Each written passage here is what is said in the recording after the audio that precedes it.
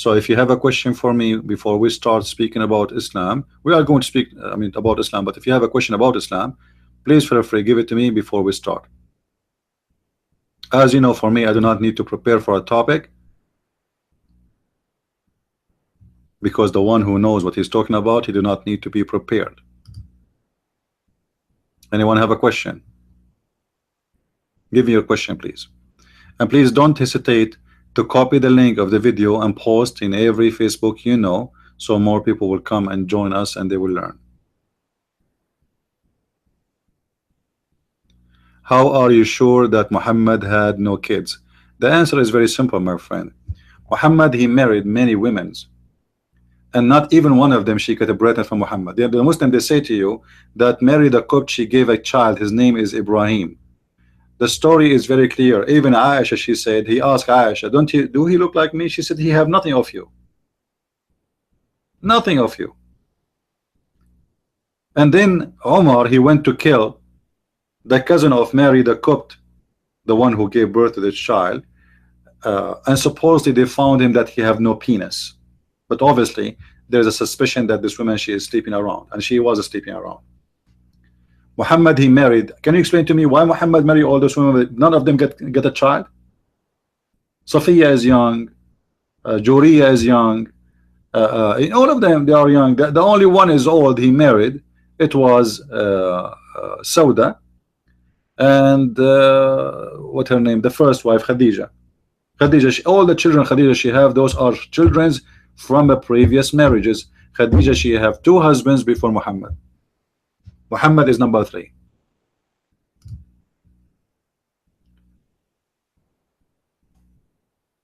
Okay, let's see the questions one by one.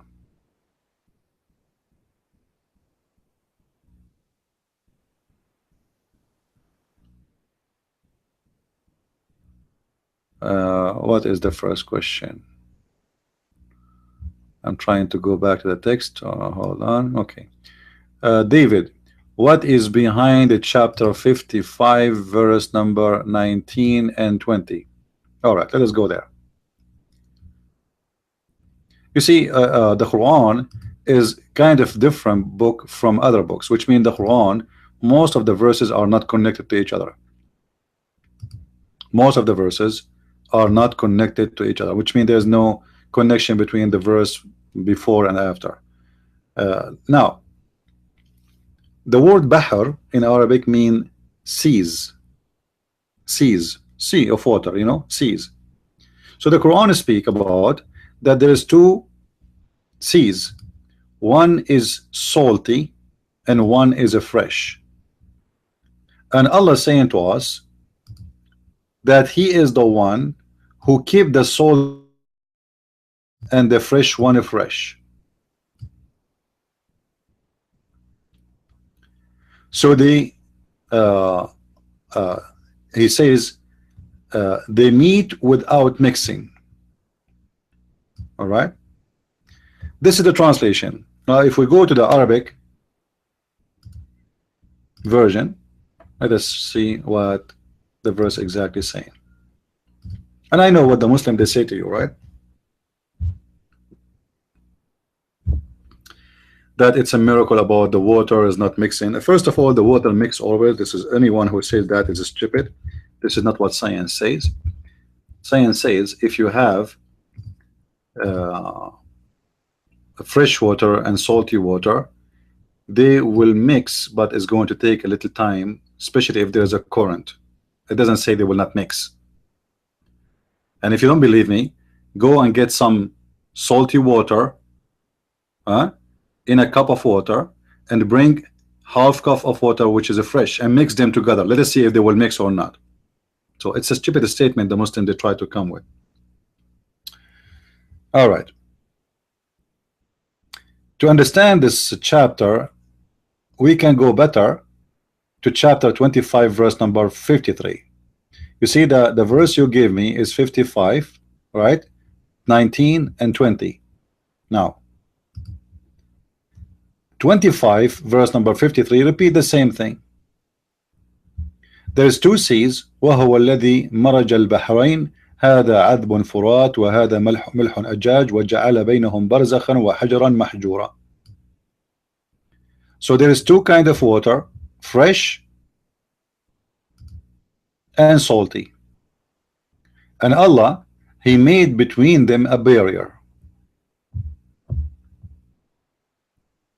He made between them a barrier. What is the barrier? The translation here is not really accurate. It says hajran mahjura, which means a rock which is preventing the two parts from mixing, a piece of land. So what the Quran is speaking about simply that there is a fresh water, it's called river, it's called lake, and there is an ocean that is salty water. So praise be to Allah, the one who made them not to mix. But the fact this is false, because all the fresh water we have is coming from the ocean. The ocean water steamed, go up, became a cloud, and then fell down as a rain. Some of the rain fell on the sea itself, some of the rain fell in the mountains, in the valleys, in the land, and that will make rivers, spring of water, etc. So the Quran actually giving a false statement about something supposedly the Muslim they claim to be it's a scientific, when the fact it is the opposite. If we go to the verse, the one you are talking about, all right, before we go there, actually we have another verse, chapter 27 verse number 61. The Quran repeat the same story.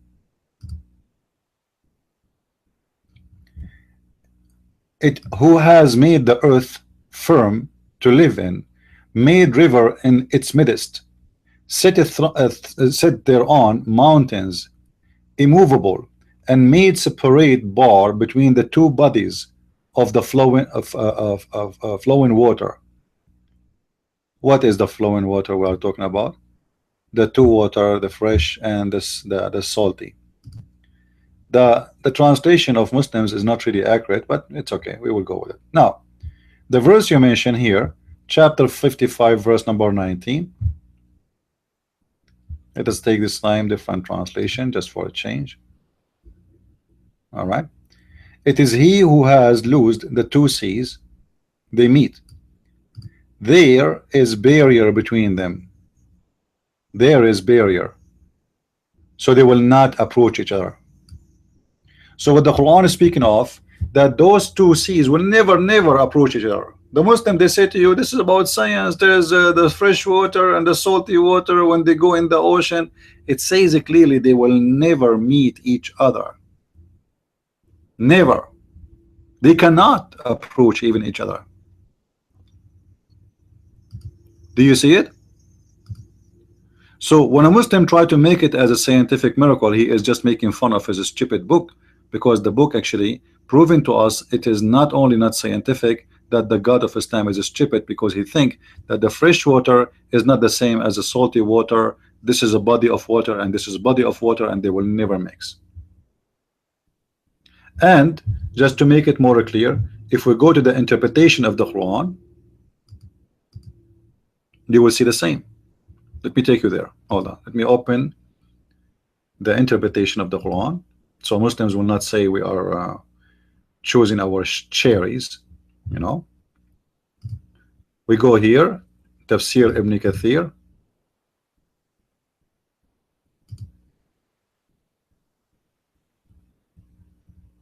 and we go to chapter 55. Let me switch the screen off so your eyes will not hurt until I find it, because this the problem with this tafsir in this website, they don't have an option navigator like you can click and find. You have to scroll down. All right, we go to 55. All right, we are in 55. Now we go here.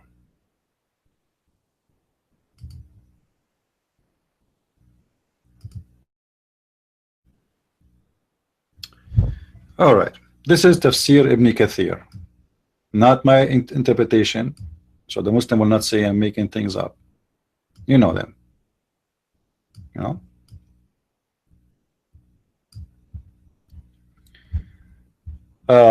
So he says here, he has merge merge at two seas, very funny translation, or let them lose, according to Ibn Abbas.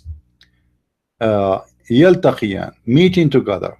Ibn Zayd said he prevent them from meeting by dividing barrier he placed between them to separate them. Now this is not what science says, right? So there's a barrier will forbid the water of the salty and the fresh from meeting ever. They never ever meet. And simply what Muhammad talking about, that the lake, water of a lake is not the water of the ocean, and the water of a river have nothing to do with the ocean. Those are fresh and this is salty, and praise be to Allah, the one who made, keep this one fresh and keep that one salty, otherwise we'll not be able to drink. So the statement here actually is a stupid statement, proving to us that the one who made the Quran is a stupid, ignorant, who do not know what he's talking about. And just to prove my point, let us read more, because if you read the verse by itself, it doesn't show really everything. Let us read what is before, what is after. It says, and he who has let free the two seas, one platable and is sweet, and the other salty and bitter, and he has set a barrier, complete partition between them, complete. See, Ibn Kathir is quoting for you the same verses I quote for you before, chapter 25, verse number 53, to understand this verse. Now he continues saying, and you can read with me, between them is a barrier, none of them can transgress, none, that's it, they cannot mix. Meaning he has placed a barrier between those two type of water, so they will not transgress upon each other. They never met, which would spoil the you know, like will make the fresh water salty, etc. They were created with. So what the Quran is saying, that this is how Allah, he created the water, salty and fresh, and the fresh will never mix with the salty, and the salty will never mix with the fresh, and praise be to Allah, for he is not allowing that to happen. All right, now look what it says. Out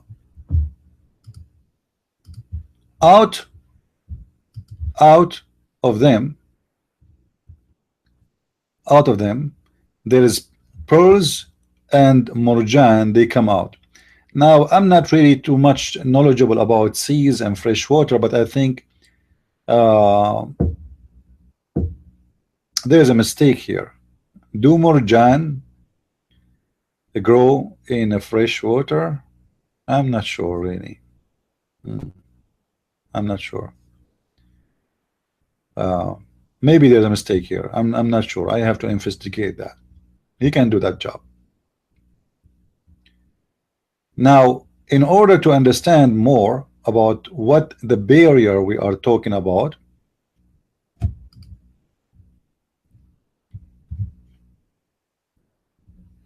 we will go to the verse which Ibn Kathir he mentioned to understand it. However, if you see with me here, Ibn Kathir he said, actually there's no need to go. Read with me. Between them is a barrier which none of them transgress. Meaning,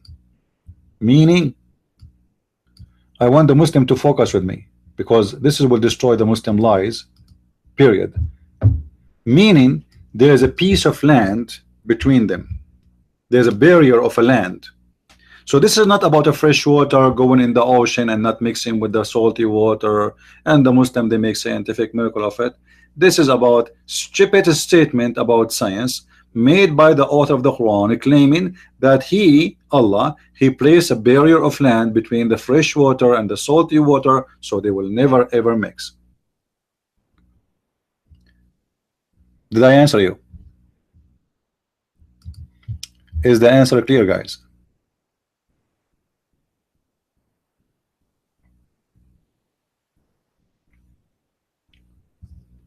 I think the explanation by Muslims is enough for the Muslims, right? This is Ibn Kathir, not Christian Prince. And actually, this is a proof that the Quran is wrong, because what the Quran is saying, that the fresh water and the salty water, they never transgress, and they are totally two different bodies, and they are not connected together. And all of us, we knew that this is absolutely false. For all the fresh water is coming to you. It used to be one day in the ocean heated up by the sun, then the sun make it as a steam and then go in the sky and then became a cloud, and the cloud will be driven by wind, and this is the cycle of rain and water. But the stupid maker of the Quran, he think that he, or Allah, he separated those two waters, and there are two different sea, the sea of the fresh water and a sea of a salty water, and there is a barrier between them, and that barrier is made of land. Any Muslim here have a problem with this?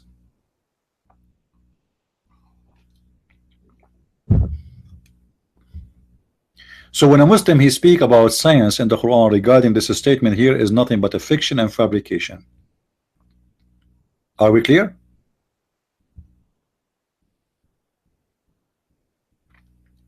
And even in science, by the way, even the claim they make, like if we search right now in Google, if we search in Google, let me show you how the Muslims, how many articles they made about this lie, you know. Let me show you. Allahu Akbar, science in the Quran, the two seas don't meet. Quran,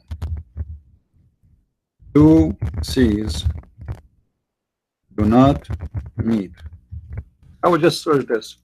All right. Right away you will find in Google the following: 1,310,000 results found in 84 seconds. Miracle of the Quran, the two oceans that meet but don't mix. You see how they changed the title?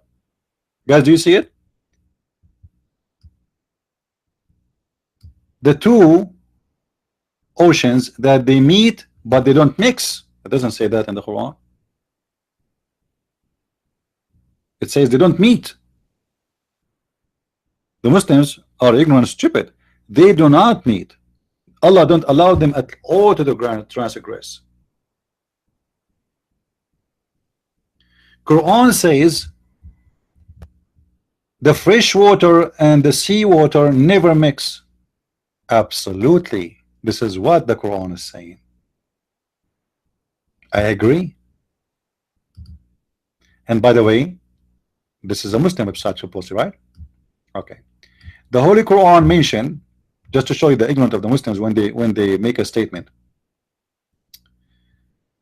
that there is a barrier between the two seas that meet and they don't transgress. God has said, read with me, He has set free the two seas meeting together. There is a barrier between them, so they don't transgress. This is the Muslim translation. I did not touch it. I did not add a word. We continue reading. But when the Quran speak about the division, the divider between the fresh water and salty water, mention the existence of forbidden partition with the barrier. God has said in the Quran. Okay, what Allah He said in the Quran, let us see. That He is the one who set free the two kinds of water. One is sweet and palatable, and the other one is salty and bitter. And He has made between them a barrier and forbidden partition. All right. One may ask, this is the smart Muslim, he's asking, explaining, why did the Quran mention the partition when he's speaking about the divider between the fresh and the salty water, but didn't mention it when speaking about the divider between the two seas? Suppose this Muslim is trying to be smart. All right, let's scroll down. Now the Muslim is trying to explain to you in a scientific way. Modern science has discovered that centuries where fresh, sweet, and salty water meet. The situation is somewhat different from what is found in places where two seas meet. it has been discovered that distinguish fresh water from salty water, and etc. Let us remove the red line so we can read this line here. All right. Pinocline zone with marked dynasty, etc. Okay, and layers, two layers, this partitions or separation, and etc. and etc. Okay, so what the Muslim is trying to say to you, okay, here we have the fresh water. They have an image for you. All right, this is the fresh, this is the water, and this is the fresh water barrier, and the fresh water is not allowed in the water from mixing with the salty water. And here they are giving you a description how this is work. The fact the science doesn't say that at all. The science says that the fresh water and salty water, they mix, but because there is different what they call it, percentage of concentration inside each liquid, it takes time for them to be mixing together, especially if you have a current. Otherwise, if you put a drop of water in the ocean and you grab it again with a spoon or something, you will see it's not a fresh no more. It's a stupid statement. It's not exist. And the Quran is not even speaking about that. The Quran is speaking about Allah. He put a barrier, which is a rock, not or a piece of land, which means a big rock. Hajarun mahjura. And we can go and read all the interpretation of Muslims. You will see all of them, they agree. But because the Muslims, they try to make their Quran fit with science today, they fabricate all those stories and they make it about this. The Quran says it clearly, they will never met. But those, even in the description he is showing us, this idiot, they met. If this is the salty water, if the salty water is the one in yellow, this one, all right, hold on. If the salty water is the one in yellow and the fresh water is the one in blue, this one, are they mixing? Yes, they are mixing already, because they are touching each other. You know, it says in the Quran, it says they never met. Never met. Are they meeting? Yes. Are they mixing? Yes. Otherwise, we can drop some water in the ocean and come after 2 hours, you know, and actually you do not need to take an ocean. I mean, just take a container of the water of the ocean and put a cup of water in it, and try to find the salt, the fresh water again in the cup of the in the container of the salty water. You will not find it. It's not what science says. The science says that this fresh water is take time, if it's a current, to be mixed with the salty water. As simple as that. Otherwise, there is no stupid idiot in the world who will believe that fresh water and salty water do not mix. And if you go back to his own translation, you will see the following, which is showing that Muslims truly, they are out of their mind. He is quoting for us chapter 55 verse 19, 20 and 25, 53. All right, okay. Now 25:3 it says, and this is his translation, he is the one who has set free the two kind of water. So those two kind of water, they are free from each other. One is sweet and the other one is salty. Okay, and he made between them a barrier, forbidden partition. So they are never going to be mixed. They will never touch each other. This is what the verse is saying. It's forbidden for this water to meet that water. And if you are a Muslim, you don't believe what I'm saying to you, well, here we go. This is your interpretation and this is your scholar saying exactly what I'm saying. This is Ibn Kathir, and Ibn Kathir is saying clearly that Allah, he placed a barrier, which is a piece of land between the two water. Is Ibn Kathir as a Christian prince? Maybe he worked for a Christian prince. Maybe he's a Jew. Maybe.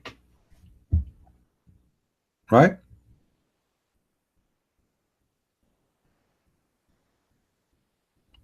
So are we done with this one?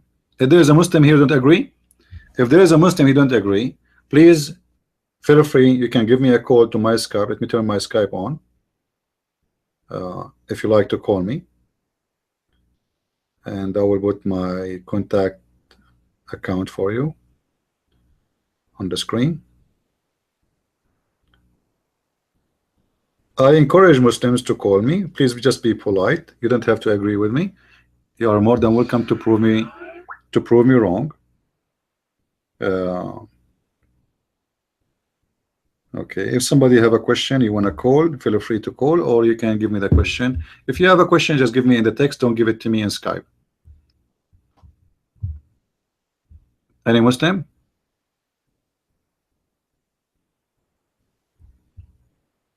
All the Quran, there is no need to go to 23 verse number 6, Ahmad.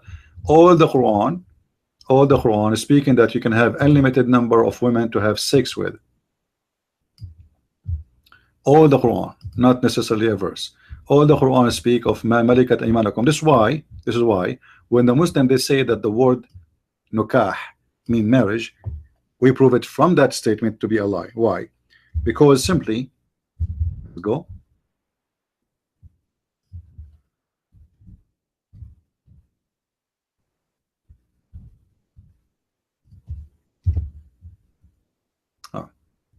Malakat aymanakum.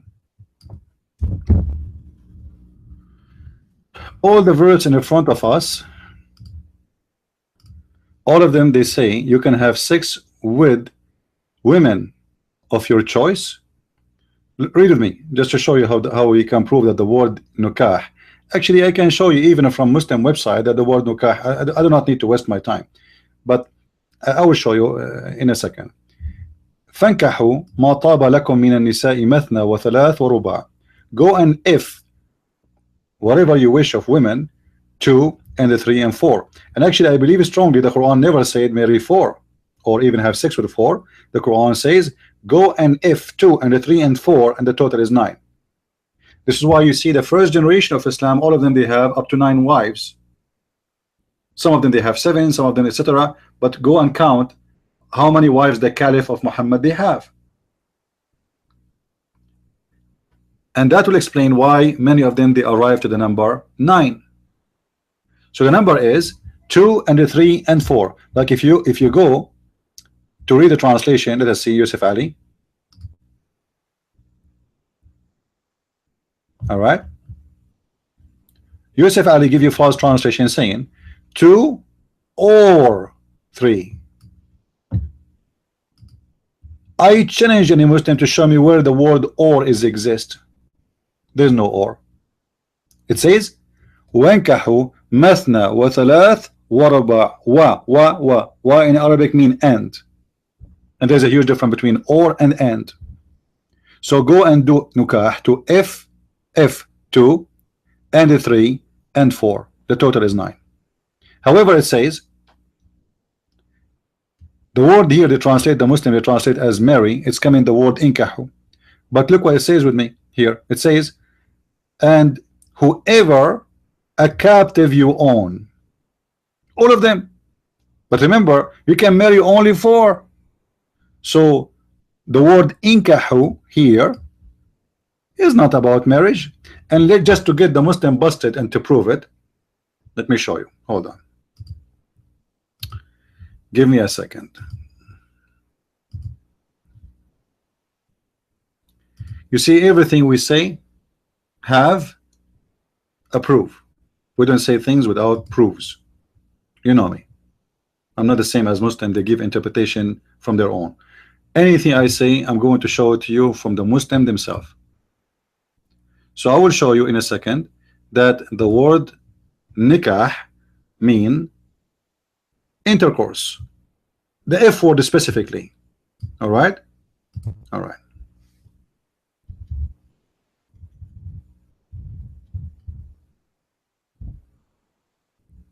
All right. Let's see.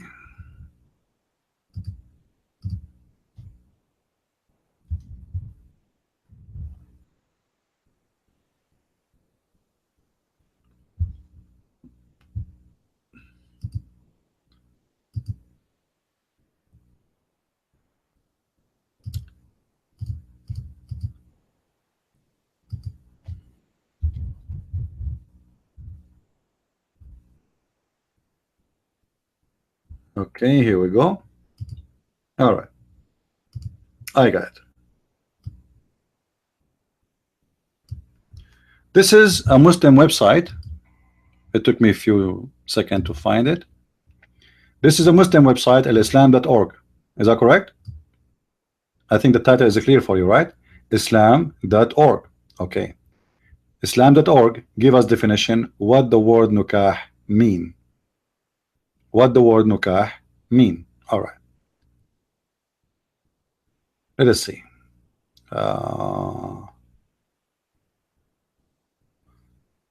Where it says that, let me remember.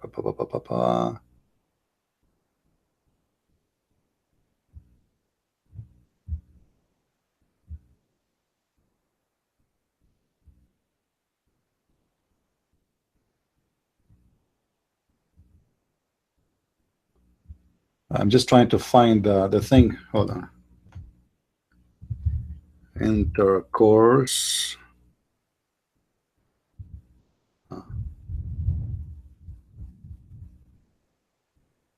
All right.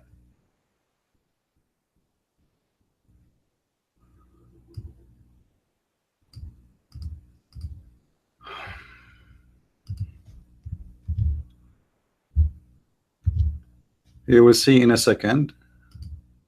All right. Intercourse, intercourse, intercourse.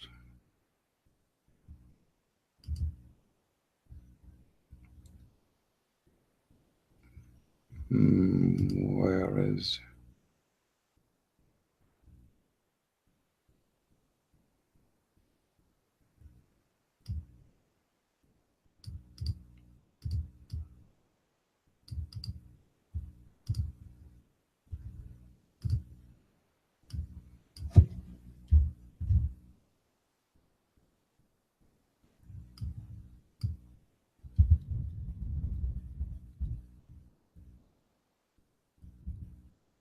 All right.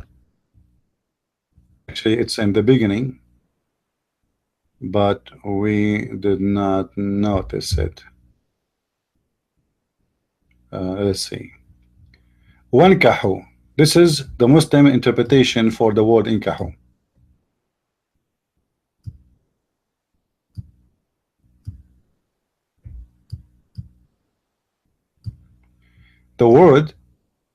The above ayah began with the word wa inkahu, between two bracket, and marry. And then they say the following. The imperative form of the word nikah implies that it is obligatory to highly recommended. According to the scholars, through marriage is highly recommended act and become of etc. And then they say here no house supposedly. Okay.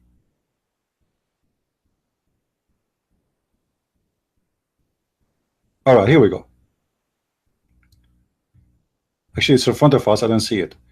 In Islam, marriage is not restricted to platonic relationship between husband and wife, nor is it slowly for protections.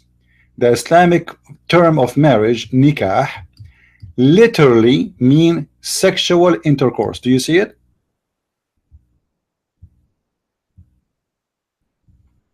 People, do you see it? Anyone he speak about out of the topic, guys, don't answer him. Just ignore him. Focus with me. Don't answer anyone he speak about something else. So what the word nukah mean? This is a Muslim website. This is not my website. The word nukah mean literally sexual intercourse. So where is the word marriage?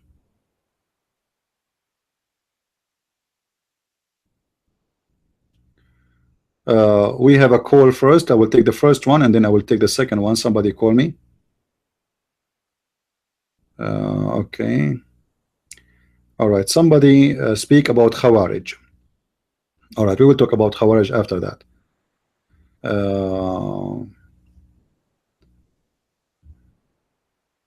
Let's see. I missed another call.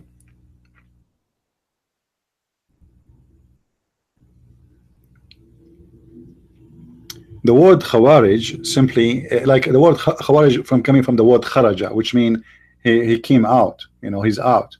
So you see the Muslim today, some of them, they claim that ISIS, especially the king of Saudi Arabia and his family, they say ISIS are Khawarij, which means they are Muslims, but they are out of the Islamic practice. They are out of the, let us say, the legitimate Islam. They are Muslims, yes, but they are like, you know, they have their own interpretation, which is not accepted. So in certain time, there's a group of people who they are called Khawarij, and maybe we will make a special time to talk about it. However, these days, the Muslims, anyone, they try to make him isolated from Islam because he's doing something horrible, and they want to protect Islam, they call him Khawarij. Doesn't matter who is he. The fact, ISIS are not the Khawarij. ISIS are the real Muslims. The term Khawarij is just to say they are out of Islam, or let us say they are Muslims, but they are practicing wrongly. All right. Now we go back to the question about nikah. As you see, the word nikah mean what? To have intercourse. So when the Muslim they translate the verses here saying that inkahu mean marry, it's a false translation. What is the word marry? If nikah is a word mean intercourse, you know what I mean? And if the word nikah mean marry, what about you can have sex with all your right hand possess? You can marry only 4. So the right hand possess is what? Is pure sex, just sex. It's an intercourse. It is just an intercourse.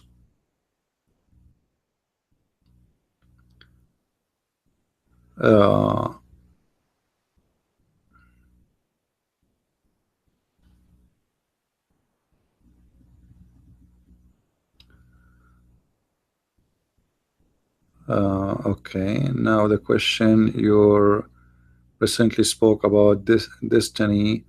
You shown with the proof and reference more hadith that babies will burn in hell, and that is there's no free will in Islam. Okay, my question, somebody's asking me in Skype, why did Allah, according to chapter 18 verse number 74, command Khadr to kill a little baby? Surah 18:74. Yeah, okay. And according to the interpretation of Ibn itself, okay. Al-Khadr, as for the boy, okay, I do not need to read transfer, just give me the question. Okay, so the question here, somebody is from Germany, and this person saying he is too young. I don't know how old, but you are welcome to ask questions. So the question is, if in Islam is everybody is following the destiny, and actually this person, a girl or a male or female, I don't know, have a very smart question. If, as we showed you, if you remember when Muhammad he said to Aisha, when Aisha she said this child, he is a bird of the birds of heaven. This child is a child of, he's a bird of birds of heavens. And then Aisha, Muhammad he said to her, like, fear Allah, Aisha, you know, who told you that a child who die he will go to heaven? For Allah created for paradise whoever for paradise, and created for hell whoever for hell, which means everything is a predestiny. All right, so his question is, or her question is, why Al-Khadr, if you remember the Khadr in the chapter 18 verse number 74, why Al-Khadr he killed the little boy? All right, why? This is a good question. If everybody is a predestiny, his fate is decided by Allah, to be a kafir, to be an infidel, to be good, to be bad. Why Al-Khadr he killed that boy? Well, you know, why Allah wanna kill me too? Because I am a boy or not, if this is my destiny, that will not change anything. You know what I mean? If everybody is doing what Allah he wrote for him before he created him, why he will be killed? Why Adam, as an example, he will be punished for a sin he did not do, if this is the sin of Allah? You know what I mean? By the way, if you are from Germany, don't forget to read my books. I have a book in German, and the second one is going to be out, I hope, soon. You can get it from Amazon. All right, for those who they are from Germany. feel free to get my German copy for yourself. If you remember the story of Adam, he was punished out of heaven for what reason? When Adam and Moses, they have a debate.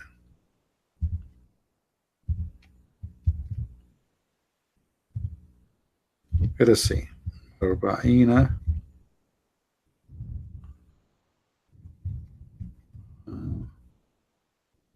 right. Let us see the story of Moses.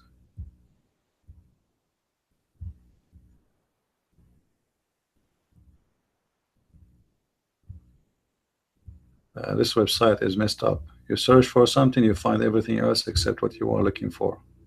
Man, that will make your eyes hurt. Okay, let me switch. Hold on.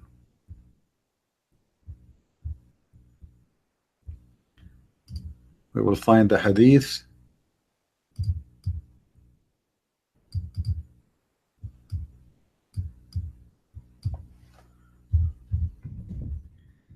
And then open the screen.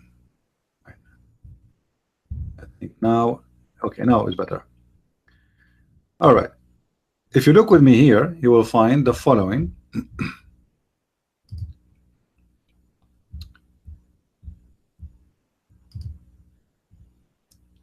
That Moses and Adam, they have a debate together, and Moses says to Adam, because of you, Adam, we lost heaven. All right, because of you we are out of paradise. You deprived us and caused us to come out of paradise.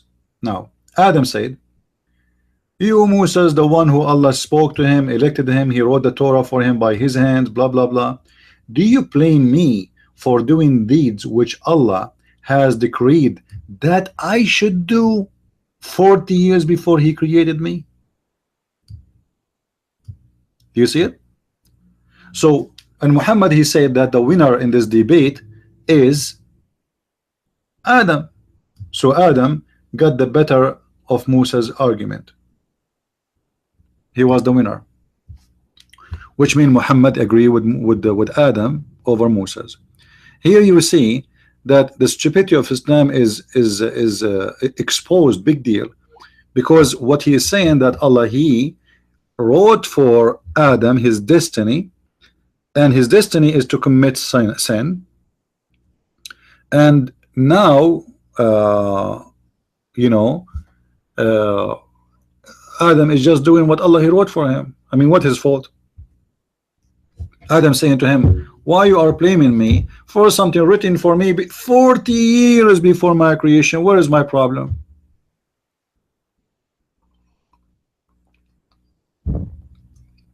And this is why Islam is stupid, because if this is what sin is about, written for Adam 40 years before his creation, that's mean your sin, my sin, written for us before our creation. This is why Muhammad, he said in different hadith the following.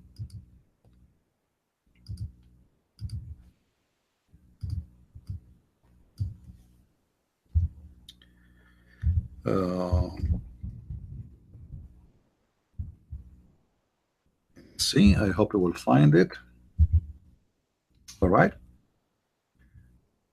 guys, look, read with me. Even your adultery in Islam is a destiny. I hope the hadith is clear. This is Sahih Muslim and this is Sahih Hadith. This is what? This is Sahih Hadith. Read. Verily Allah has fixed the very partition of adultery which a man will indulge. I'm not sure if I'm saying the word correctly in English. And which he necessity must commit. Do you see it, guys?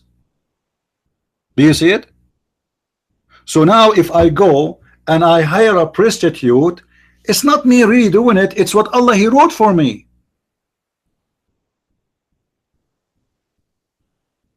You know what I mean? It's fixed. It's Allah, he fixed it for you. He wrote for you today in the day of etc., you are going to hire a prostitute. Her name is Susu. Hey Susu. Oh Susu, I cannot come today. Sorry, Christian Prince. Susu, you cannot. You have to come because Allah, He wrote that. He wrote it. We have to do it. It's written. Sorry, it's Christian Prince. I'm Susu. I'm busy today. I have many clients. I can. No way. What do you mean no client? My name is written there in the book of Allah. We have to do it now, right now. Allah will be upset. It's fixed. We can't change the date. Now, how stupid this religion is. Allah, He wrote for me my adultery in a fixed partition, so I have to do it. So even adultery you do is not your choice.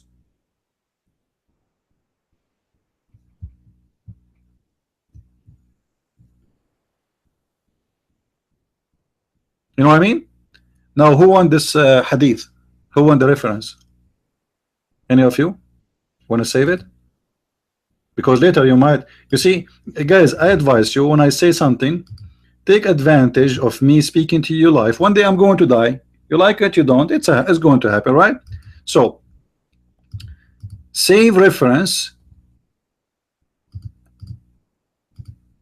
because that what will arm you. And knowledge without reference, like now, if I say to you Muhammad said etc., you will not believe it, right? I show the reference. That's it. That's it. It's there. I mean, who can deny it now? Even Susu herself cannot deny it. By the way, Susu is coming because now she heard that Allah is involved, so she cannot say no.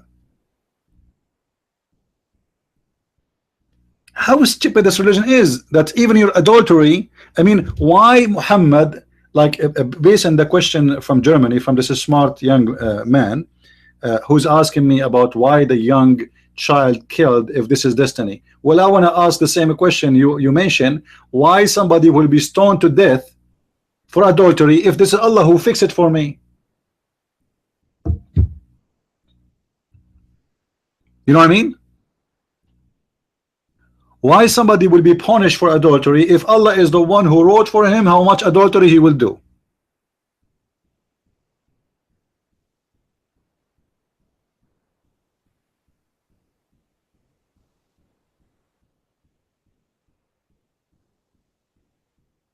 Are we learning, people? Do we have any Muslim would like to call me?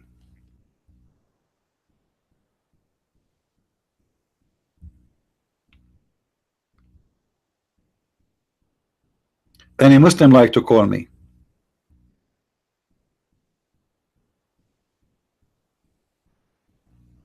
Any brave Muslim? You know, the Muslim, they listen to someone like Shabir Ali, he grow his beard, but this guy, he cannot even read 2 Arabic words. I guarantee you he don't even know what he's saying.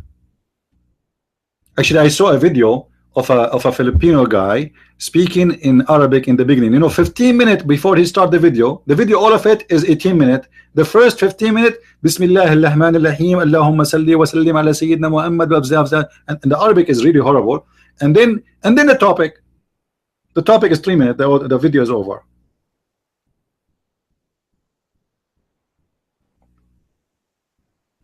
First 10-15 minutes we are praising Muhammad and his family and etc. They are just copy paste. Nobody knows what he's talking about.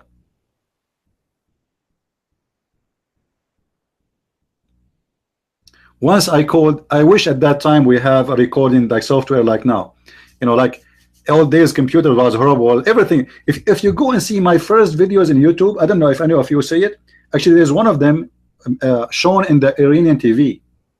I don't know if anyone saw it in the Iranian TV. My first videos in YouTube, do you know what I used to do? Honest to God, I used to use a camera, hold it in my hand, and point it to the screen, and this is why the picture is horrible. Anyway, so once I called an Islamic TV, and you know those Muslims, they are cowards. Just to make fun of them, you can make fun of them, and they will not dare to say stop. So look what happened. I called him, Assalamu alaikum. Alaikum assalam, brother. Praise be the Prophet, sallallahu alaihi wasallam, and they repeat after me, alayhi salatu wasallam. Say, please increase the salat at the Prophet, and they repeat after me, alayhi salatu wazir salatu alayhi salatu. They keep repeating, I keep saying, say the same, pray on the Prophet, pray on the Prophet, zeed more, add more blessing on the Prophet, add more prayer on the Prophet, and they keep repeating. None of them dare to say, man, for God's sake, what is the question? You know what I mean? Because if they say that, they will look like they are asking me to stop praising the Prophet. You know what I mean? They are afraid to stop me because somebody will kill them for that. But I'm making fun of them. Allahumma salli ala Muhammad wa ala Sayyidina. Wazir as-salah ala Rasul. Allahumma salli wa sallam. Wazir as-salah. They don't dare to say stop, man. What is the question? What do you want? Are you going to spend the day saying to us, pray on the Prophet?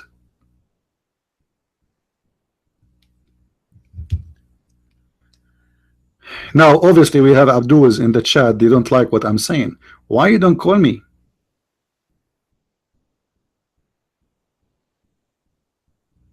Call me, my friend. Call me. Let us see how good you are. Abdul, yesterday I had a date with a belly dancer. Her name is Fatima. And she brought her friend with her, and her name is Aisha. And the three of us, we committed adultery. And I found that I don't feel guilty because it says by your prophet hadith that it is verily Allah has fixed the partition of adultery for each man of us. What do you say about that? It was my destiny, my friend. Allah, He wrote it for me. Any Muslim? Look, guys, look how smart the Muslims. We ask him about adultery. He says, I only worship one God. Brother Fitter, we Muslims, we only worship one God. The Christian, they worship three gods. You idiot, we worship one God too. The Jewish worship one God too. There's many religions in the world, they worship one God. But the question is, who's your God? Do you know? Do you even know who's your God? You don't. Or what you know, that his name is Allah. Who is Allah? Nobody knows. Even your prophet never spoke to him, never heard his voice.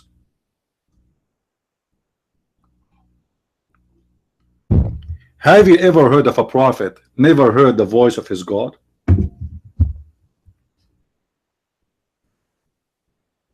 How does God spoke to him? Oh, he sent him a pizza guy. Open door. Who's this? Why your voice is like that? I'm Jabril. I'm so young. I never grow up. I'm an angel of God. I'm very white. I have blue eyes. Always angels, they come in Islam in the form of white men who they are wearing white and they have blue eyes. And they look like Dahya al-Kalbi. Dahya al-Kalbi is a handsome young man in Quraysh. Obviously, Muhammad, he used to sleep with him. So in order to say to people, why this guy is sleeping over my house, stay so late? He says, oh, he look like Dahya, but the fact he is Jibreel.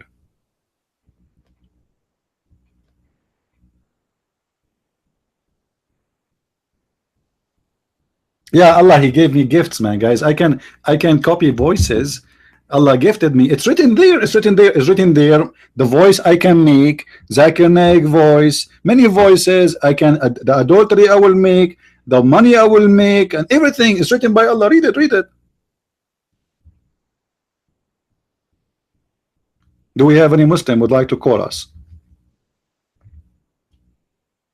If you like to call me and you are a Muslim, you are more than welcome, by the way. Trust me, I will be nice to you. Just don't shout, don't scream, and don't use the F word, and you are more than welcome to call me and prove me wrong.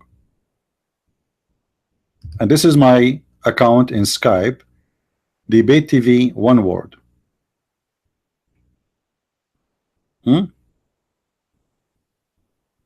Any Muslim? By the way, it's very amazing how the Quran is full of knowledge and science, and the knowledge starts from the beginning. I mean, if you go to the Quran,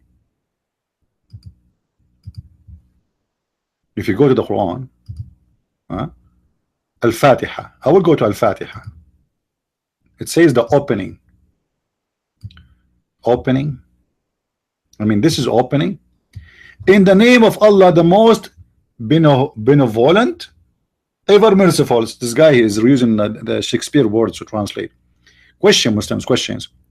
If Allah is talking, why he's saying in the name of Allah? Imagine I go to your door and I say to you, in the name of Christian Prince, I invite you to come to my house. But you are a Christian Prince, aren't you? Any Muslim can explain?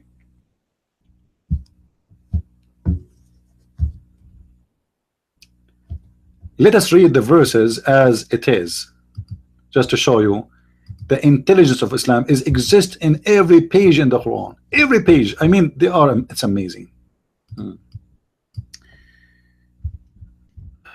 By the way, even the Arabic in the Quran is horrible because there's nothing in Arabic. It's called bism. You see here, bism. This is wrong. The Arabic, the correct Arabic, it is bi-ism. Ism. I'm using the mouse to write, so sorry if the writing. Bi-ism. There's nothing it's called bism. But the Muslims, because if they keep the word, the letter a, that will make it hard to pronounce because they want to sing it. So they say bism, which means they took the words of Allah, letter of it, and then Ar-Rahman is not the same way you are seeing it. Ar-Rahman is written like this. Ar-Rahman Alif. You see here, they have a short Alif. This is the one is missing. So when the Muslim they speak about the number 19, they don't count those letters, and they don't count other things too, because those letters will destroy their miracle. But the words include those letters. There's nothing in Arabic it's called bism the way you see it in the Quran, and there's no way in Arabic there's a word that says Ar-Rahman the way you see it in the Quran. This is how it is here, and this is how it is here. Anyway, if you read the chapter of Al-Fatiha, you will see how amazing the one who wrote the Quran is. I want the Muslims, when he read with me, to squeeze his head. Don't squeeze him much, just to squeeze it the same as Jibril, he squeezed Muhammad 3 times. Because if you exceed it 3 times, I think you will break it. Look at this. If Allah is speaking to Muhammad, Allah say to Muhammad, in the name of Allah. I mean, that alone is a story. I can make a movie of it. And then Allah, he say things about himself, praising himself, the most gracious, the most merciful. All right, most merciful. This is why we cut heads, cut hands, crucify people with nails in their eyes. I mean, this is merciful. Praise be to Allah. Allah saying praise be to Allah. I mean, what? And what make it more funny, he says the most gracious, most merciful. Already you said that here, you idiot. I mean, how many times you need to repeat the same thing? Didn't you say this here already, most gracious? Why you are saying it here again? Didn't you see most merciful already here? Why you are saying it here again? I mean, obviously the guy here have nothing to say. He's just a blah blah blah blah. Even if you are writing like a statement, it is not right to repeat the same sentence twice. Especially, there's not even 10 words between them. I mean, how many words between this one and this one? 1, 2, 3, 4, 5. 5 words after you repeat the same sentence again. Obviously you have nothing to say. It is nothing. And what make it more horrible,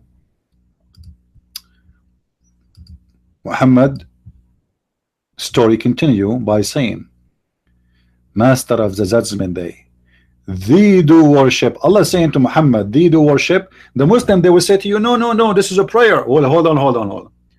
When the Quran say to Muhammad, say, that will make it a prayer, or say. But there is nothing here. It's about saying say. Where it says say.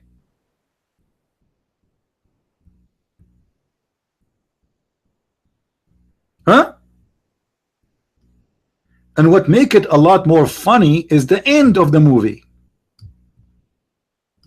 Look at the end of the movie.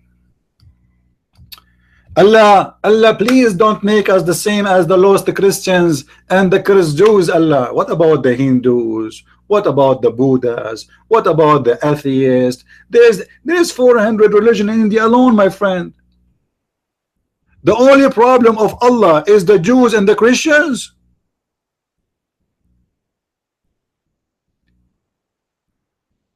Are we listening, people? If this is God talking, and he don't want his followers to be lost like the Jews and the Christians, but are only the Jews and the Christians are lost? Obviously Allah, he do not know other religions, he know only the Jews and the Christians. Allah, please Allah, don't make us the same as the Christian, the lost Christians, like Christian Prince. Allah, make us like Zakir Naik. Allah. The second day all the Muslims, they wake up and they found themselves look like Zakir Naik. Brother sister, the truth is I'm not Zakir Naik, I'm his brother. I said Allah make me like Zakir Naik, and I woke up like Zakir Naik. Thank you very much. What's wrong with this God? He only knows the Christians and the Jews. What about the rest? Don't make us like the Jews and the Christians. What about saying make us good, guide us, and that's it? What's the point of saying don't make us the same as the Jews and the Christians? Because this guy, obviously, he is making his own prayer, and he is saying to the Jews, I will pray to Allah not to make me like you, because this is the only people he knows. He never met a Hindu, he never met a Buddha. Trust me, if Muhammad ever saw a banana, he will make a chapter in the Quran. It's called the banana chapter, and then he will make a banana state instead of ISIS state.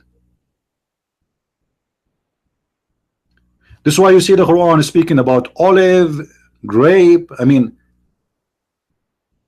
have you ever heard of a God he swear by olive?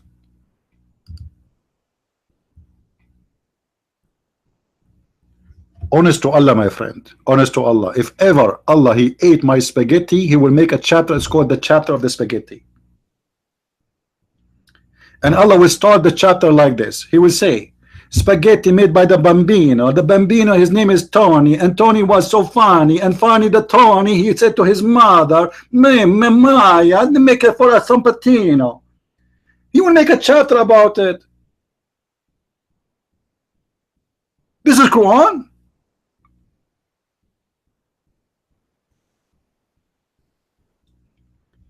What is make it more even delicious, when Allah he swear by the fig. Fig? Are you serious? God he swear by the fig? You know, the Muslims, they say that Allah he only swear by great things. By what? By great things. Okay, so why Allah swear by the fig?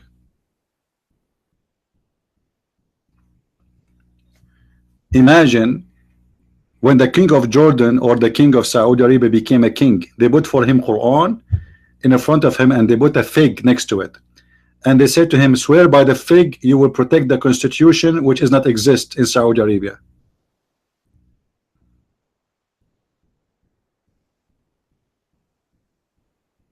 You don't think the Muslim will take me seriously?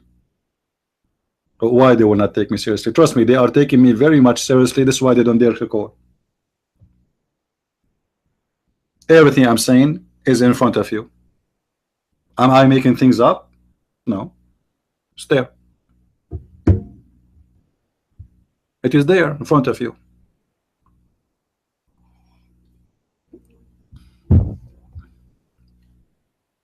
Yeah, the God of Islam, he swear by everything. Time, day, night, he swear by everything.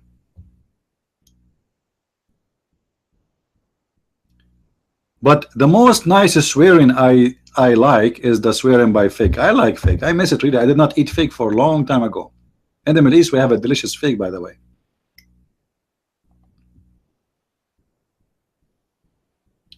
Do we have any fig scholar here?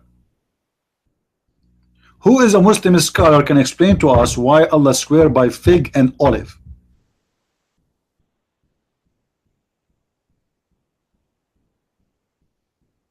Any Muslim?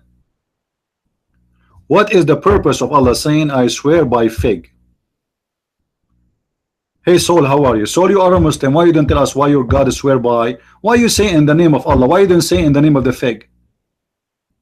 If your God Allah swear by fig, obviously the fig is greater than Allah, because I swear by the greater than me. Correct, guys? When somebody swear by God, he is swearing by something greater. When Allah he swear by fig, obviously fig is greater. What is fig to Allah?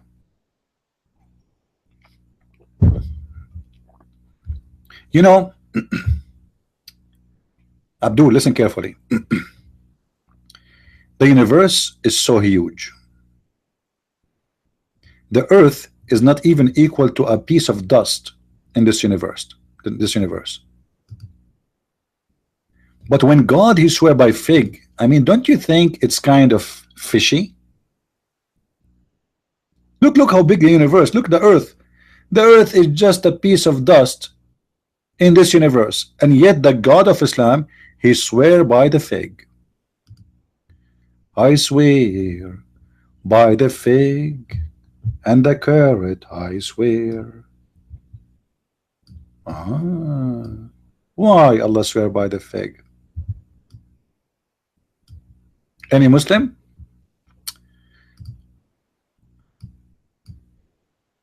This God somehow he is a funny God. We have to admit, my friend. Look at the galaxies. Look at unbelievable, man. And Allah from all of this he swear by fig.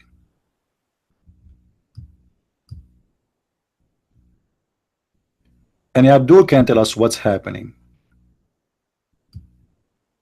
There's billions, trillions of stars. Nobody knows how many they are. The Bible says nobody can count the number of the stars.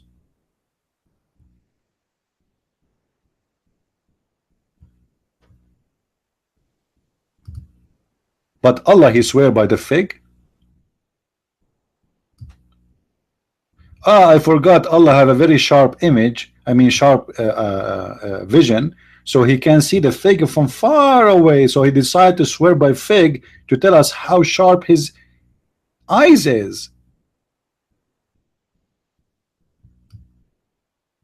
Man, I wish I can go there. I wish Allah he can send me this flying mule, and I want to go there. Like I want to see what is that shiny thing there, you know.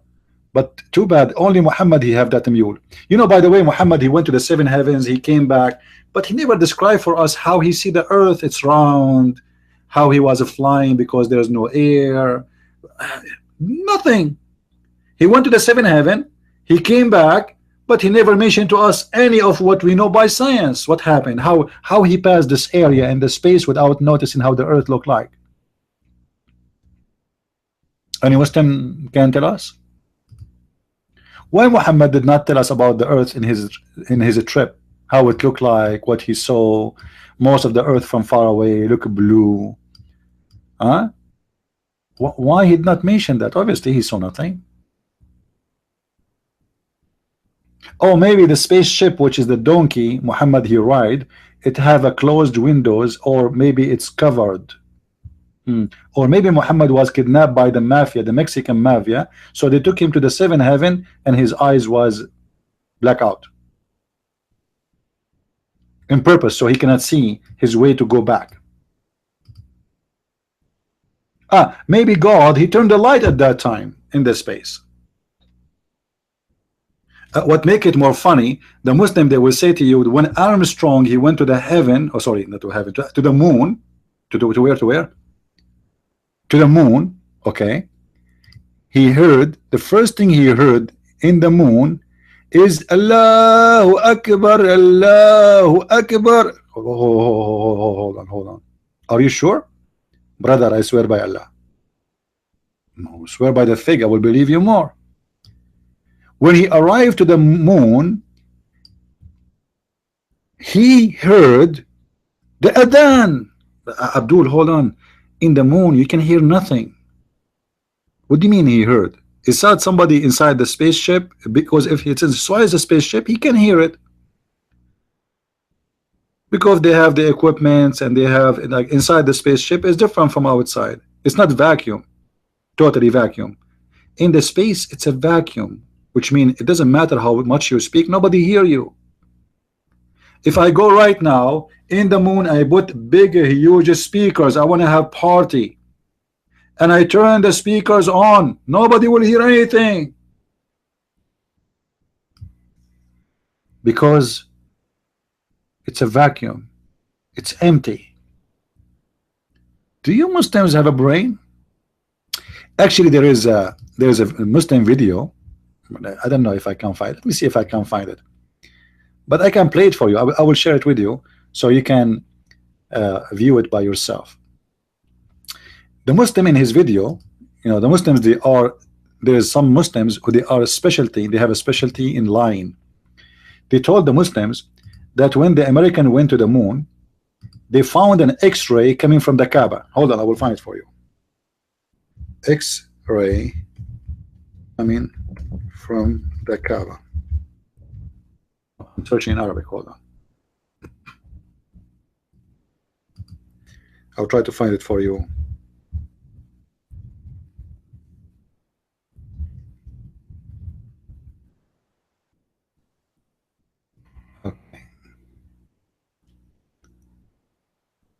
Let us see if I can find it in English.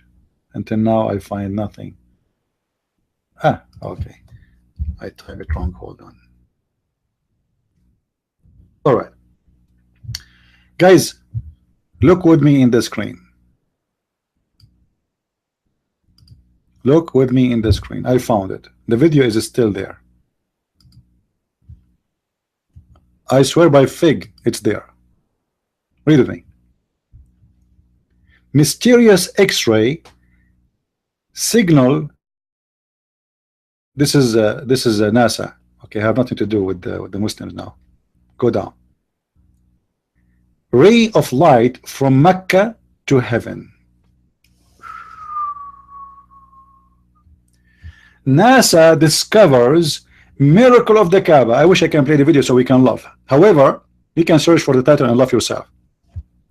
He said that when the American went to the moon, they found an X-ray. This is the first time they went to the moon. The first time they found an X-ray coming from the Kaaba, going all the way in the space.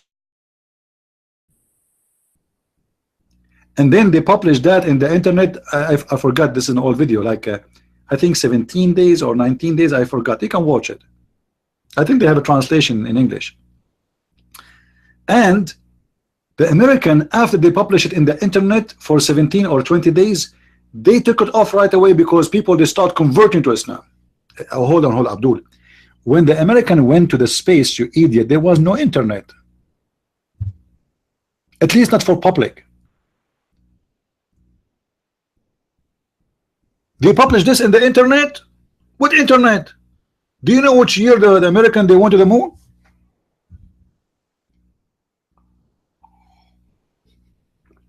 And they said I'm strong converted to Islam too, and blah blah blah, all the lies. Actually, there's a Christian TV station, they called him and they make interview with him, and he said this is absolutely a lie, this is absurd. And by the way, only the American they were able to see the X-ray. The Muslims right now, they bought a lot of satellite. They bought satellite from Korea, satellite from Japan, satellite from America, satellite from France, but they cannot take a picture of the X-ray coming from the Kaaba. Only when the American went to the moon, they saw the X-ray. After that, the X-ray disappeared.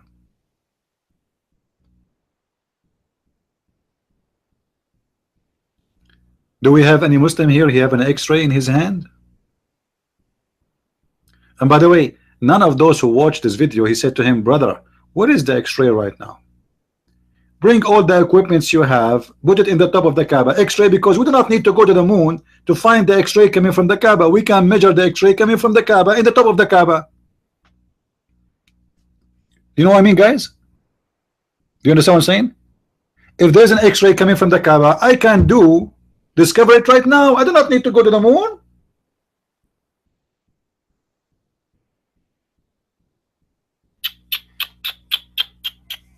Unbelievable, unbelievable, unbelievable. Do we have any Muslim here? You have a challenge for me about Islam?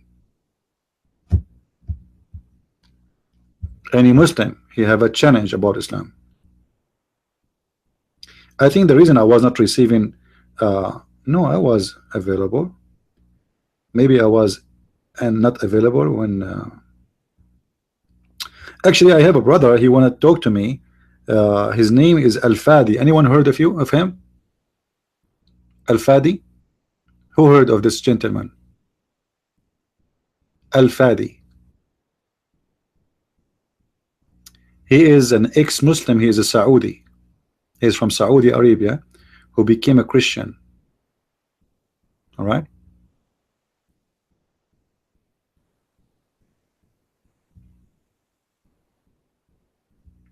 Yeah, he asked me to add him in Skype. He wanna call me. Do we have any Muslim here? Any X-ray believer? And look, guys, look how the Muslim they make the title NASA. Who is the one who discovered the X-ray? NASA. It's not the Muslims.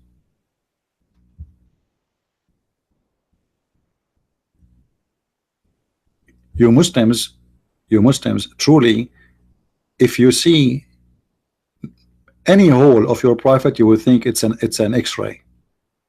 Actually, Muhammad, he said that when his mother she gave birth to him, there is a huge light, powerful light came out of her vagina, and that was the first nuclear vagina explosion.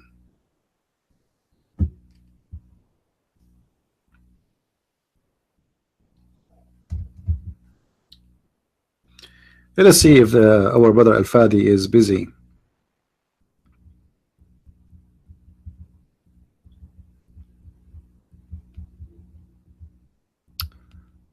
I will text him because he said he want to talk to me.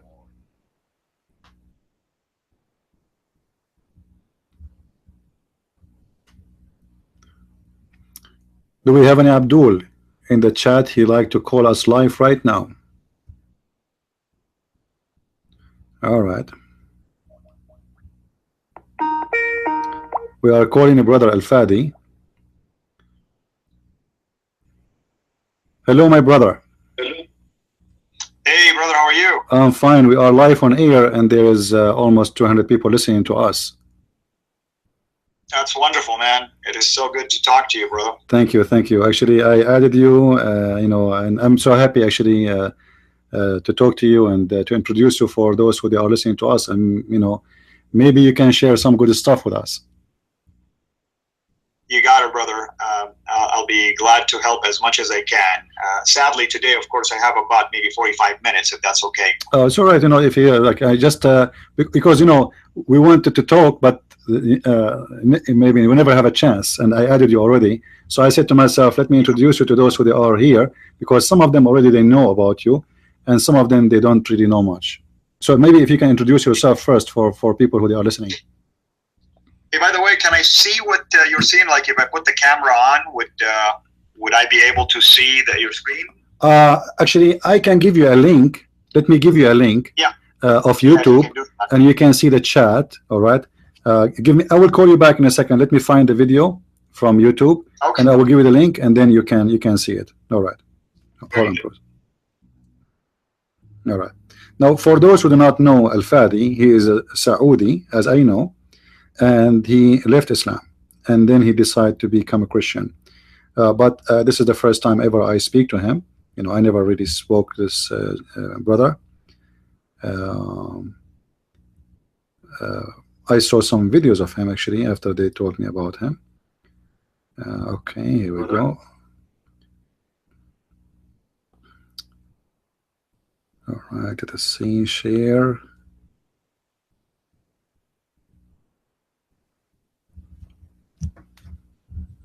All right, now he will have it.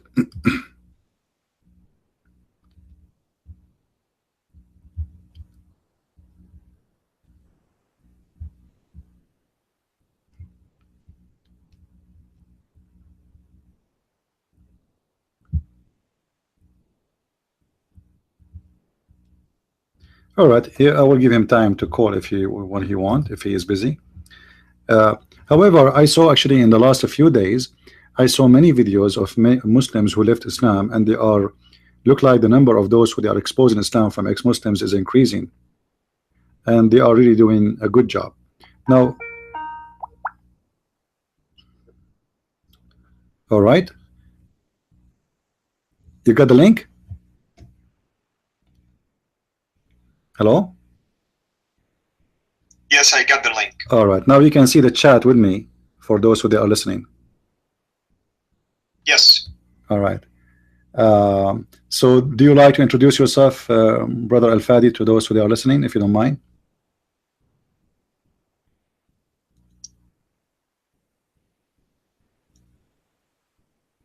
Hello? I look like we have yes, sir. Yeah. I'm saying, do you like to introduce yourself to those who they are listening with us? Yes, sir. I will introduce myself. So thank you again for this invite, bro. I agree with you. There's a lot of us. Yes.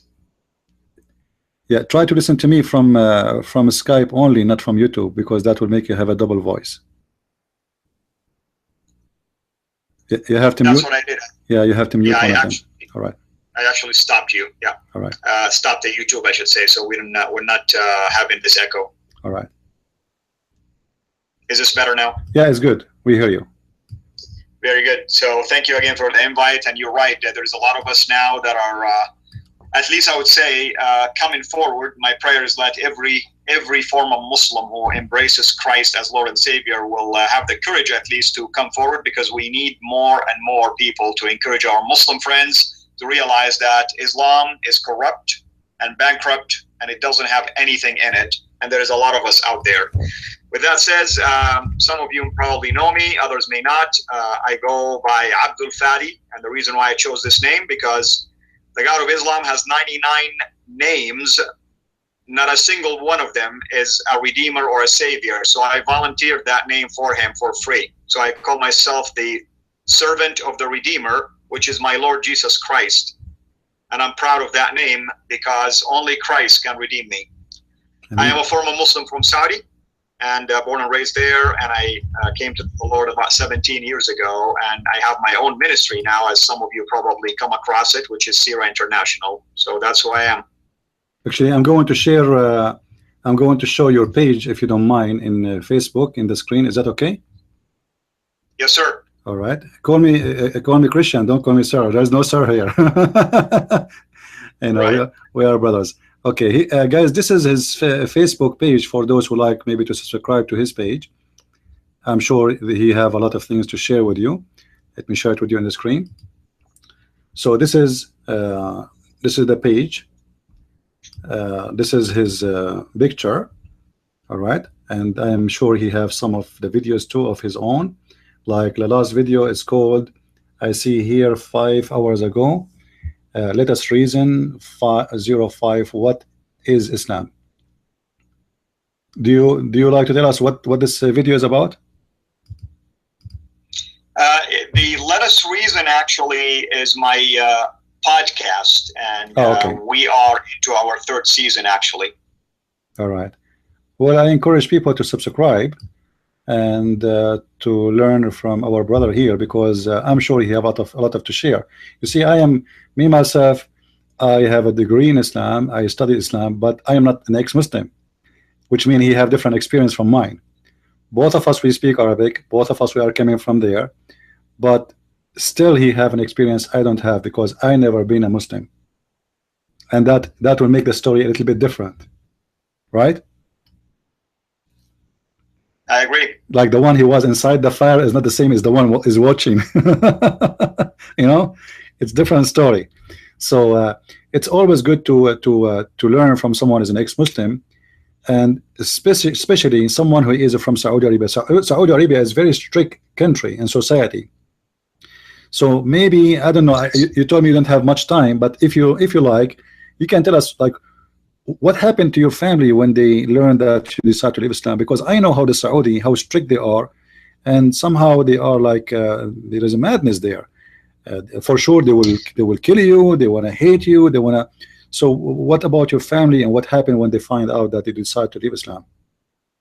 Well, certainly they are extremely disappointed at me, and they feel like I disgraced them and the family. Of course, it's all about honor and shame, and not to mention I do receive threats as a result of this.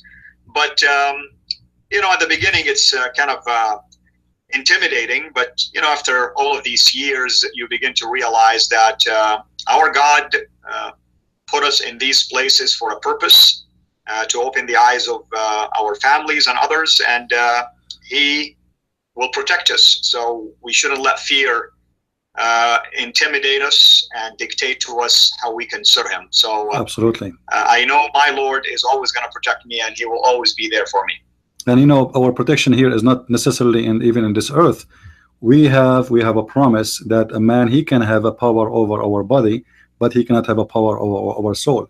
So our salvation, nobody can take it from us, and the kingdom of the devil will not be having authority over us. Now, brother Abed, you have books? Do you have books? I actually co-authored a book called The Qur'an Dilemma, but you know, pray for me. As you know, ministry sometimes is very time-consuming, so I am working towards doing at least maybe one, maybe two, hopefully pretty soon, in apologetics of certain issues. The Qur'an Dilemma is already there. Is done, right? It's if they go to Amazon, they can yes. All right. Yes, that's correct. People can get a copy in either Arabic or English, and I co-authored it with other former Muslims, and unfortunately they decided not to come forward out of fear, of course, not out of anything, but they are very knowledgeable people. So we pray for them that the Lord will protect him, and will use them. That's wonderful. So guys, if any one of you would like to read his book, it's called The Dilemma of the Qur'an Dilemma. The Qur'an Dilemma, sorry, the Qur'an Dilemma. So you can search for it in Amazon, I guess, and you can find the book. Maybe is that in Amazon? I think they can find it in Amazon, and also they can find it on the blog itself. It's called thequrandilemma.com. Oh, right, that's wonderful. That's wonderful. Now, if anyone have a question for Brother Abed, as long as he is with us, you know, you guys in the text, in the chat, and he is watching the chat with us too. So if anyone have a question, please feel free in the limited time he have, and he will be, I'm sure he will be happy to answer you. Don't hesitate. You know, for me, I always cover issues about the Quran, what the Quran mean, the Hadith, etc. You know, an education purpose. I'm sure. I don't know if you saw how I do my videos, but I'm sure you can cover something maybe they like to know. Somebody says to you how he came to find the Lord. Somebody is asking how you were, like how you became to Christian. Well, that's an excellent question. Obviously, growing up as a Muslim in general, and especially in Saudi, you never think outside of Islam.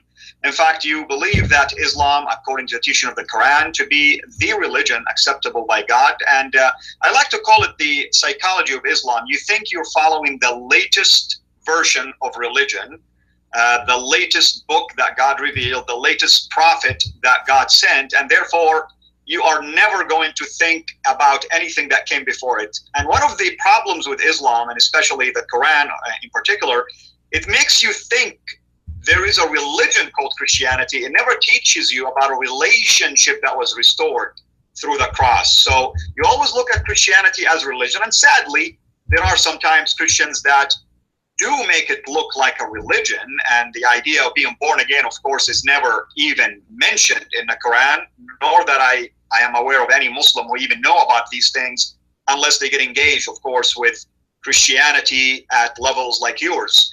So when I basically met a born-again couple for the first time, that's when I was thinking, I need to convert them to Islam. I opened the door for that discussion, and I began to hear things back from them that struck me, actually, concerning Christ and the cross. And also their lifestyle was a little bit unique and different, because I was already in the U.S. when that happened. And you come to the U.S. or go to Europe, you think the majority of people are born Christians. In other words, they inherited their religion of Christianity, just like Muslims inherit Islam. But when I noticed that this particular family was a little bit unique in their attitude, their behavior compared to the other Christians supposedly, and they were wonderful, and I'm asking myself, if their book has been corrupted, then how did they learn to behave this way? Originally, I didn't think much of it, but then I began to meet them over time, and I met their family, and I met their friends, and I met other church members from their church. And all of a sudden, I'm seeing that there is something about this group that makes them distinguishable from others. That opened my eyes. Now, it took me from that point until finally realizing that I need Christ as my Savior. It took 12 years. So it wasn't like overnight I just decided to go ahead and follow Christ. And also it took me this while, because I needed to understand what exactly was going on here, and why is it following Christ, not following Christianity. And by the grace of God, of course, the Holy Spirit convicted in my heart in a variety of ways, and brought so many people to my path. I argued with so many Christians along the way, but all of this didn't work, because at the end of the day, the massive amount of evidence that was before me about the fact that the Bible cannot be corrupt, because there isn't a single thing, a shred of evidence that proved that, even from the Quran, and the fact that Jesus came to die and the cross wasn't what I thought it to be. It's actually his main ministry, and the shadow of this ministry was there throughout the Old Testament. The big picture made sense to me, because you read the Bible, even if you read it on your own, you don't need an imam to tell you this. You read the Bible on your own, and you can at least grasp the picture from Genesis all the way to Revelation. Unlike the Quran, that you get lost the minute you start from Surah Al-Baqarah all the way until the end. You have no clue what's going on. Here, the Bible was very clear. And in addition to what I'm hearing, in addition to me also stubbornly trying to debate people that that's not true, that they are false, and they're thinking that Christianity is going to save them, all of this backfired at me. So it took me 12 years until finally I realized Jesus or nothing. And by the grace of God, I became a believer in Christ. So it was the lifestyle of believers, and it was the Word of God and the Holy Spirit for sure. And actually, I believe that someone who used to be a Muslim, when he become a Christian, he will become a better Christian than the Christian themselves, because he suffer more to be who he is. You know, like there's some Christians, they take their faith for granted somehow. Like, you know, I grow in a Christian family, and yes, we believe that we are born again. But the person who move all the way from all his heritage, you know, it's not easy for someone to leave what he have to something he don't have. I mean, you will lose your family, you will lose even if you have money. I'm sure if you have money in Saudi Arabia, he cannot inherit anything now. He cannot go back there. He cannot see his family. He cannot even enter the airport. So to do that, you need a lot of courage, and you need a lot of passionate. You have to be very passionate to move from point A to point B, which you decide to be a Christian, because you have to sacrifice a lot of things. This is what Absolutely will make someone like Brother Al-Fadi is better than me, because, you know, he is he paid a high price to be a Christian. You know, for me, I'm a believer. I grow up in a Christian family. I have a mother who knows the Bible by heart. Actually, you tell her 2 words of the Bible, she will tell you the rest of the chapter. So I did not really suffer and face what he faces. But imagine, guys, how amazing it is that he wanted to make somebody a Muslim. You know, the purpose was he wanted to invite someone to Islam, to convert him to Islam, and then he himself, he ended to be the one who became a Christian. Indeed, it's amazing. And you know, all I can say, my brother, is what the Apostle Paul, who of course my Muslim people hate, and it's kind of funny, really. I don't know why they blame Paul for everything. Nevertheless, this is what the Apostle Paul says: "Indeed, I count everything as loss because of the surpassing worth of knowing Christ Jesus my Lord. For his sake, I have suffered the loss of all things, and count him as rubbish, in order that I may gain Christ and be found in him." Indeed, that is the best gain I have. That's wonderful. Yeah, you look like you are losing, but the fact you are. This is why when I debate with a Muslim, by the way, when he loses a debate with me, I said to him, "You won. You did not lose. because you lost. You know, when I make a person he lose his faith in Islam, he is the winner, not me. He is the one who is getting close to the truth, and this is the whole point. And regarding Paul, by the way, once I asked a Muslim, how come your prophet never said about anything bad about Paul? He have no answer. Exactly. So why you Muslims talk about Paul? Paul, the one who's corrupt, you know, did that, and all those, funny. They call themselves scholars. Look like you Muslims, you have more knowledge from your prophet because your prophet never mentioned Paul. So how your prophet? Not only that, yeah, and the Quran yeah, too. not only that.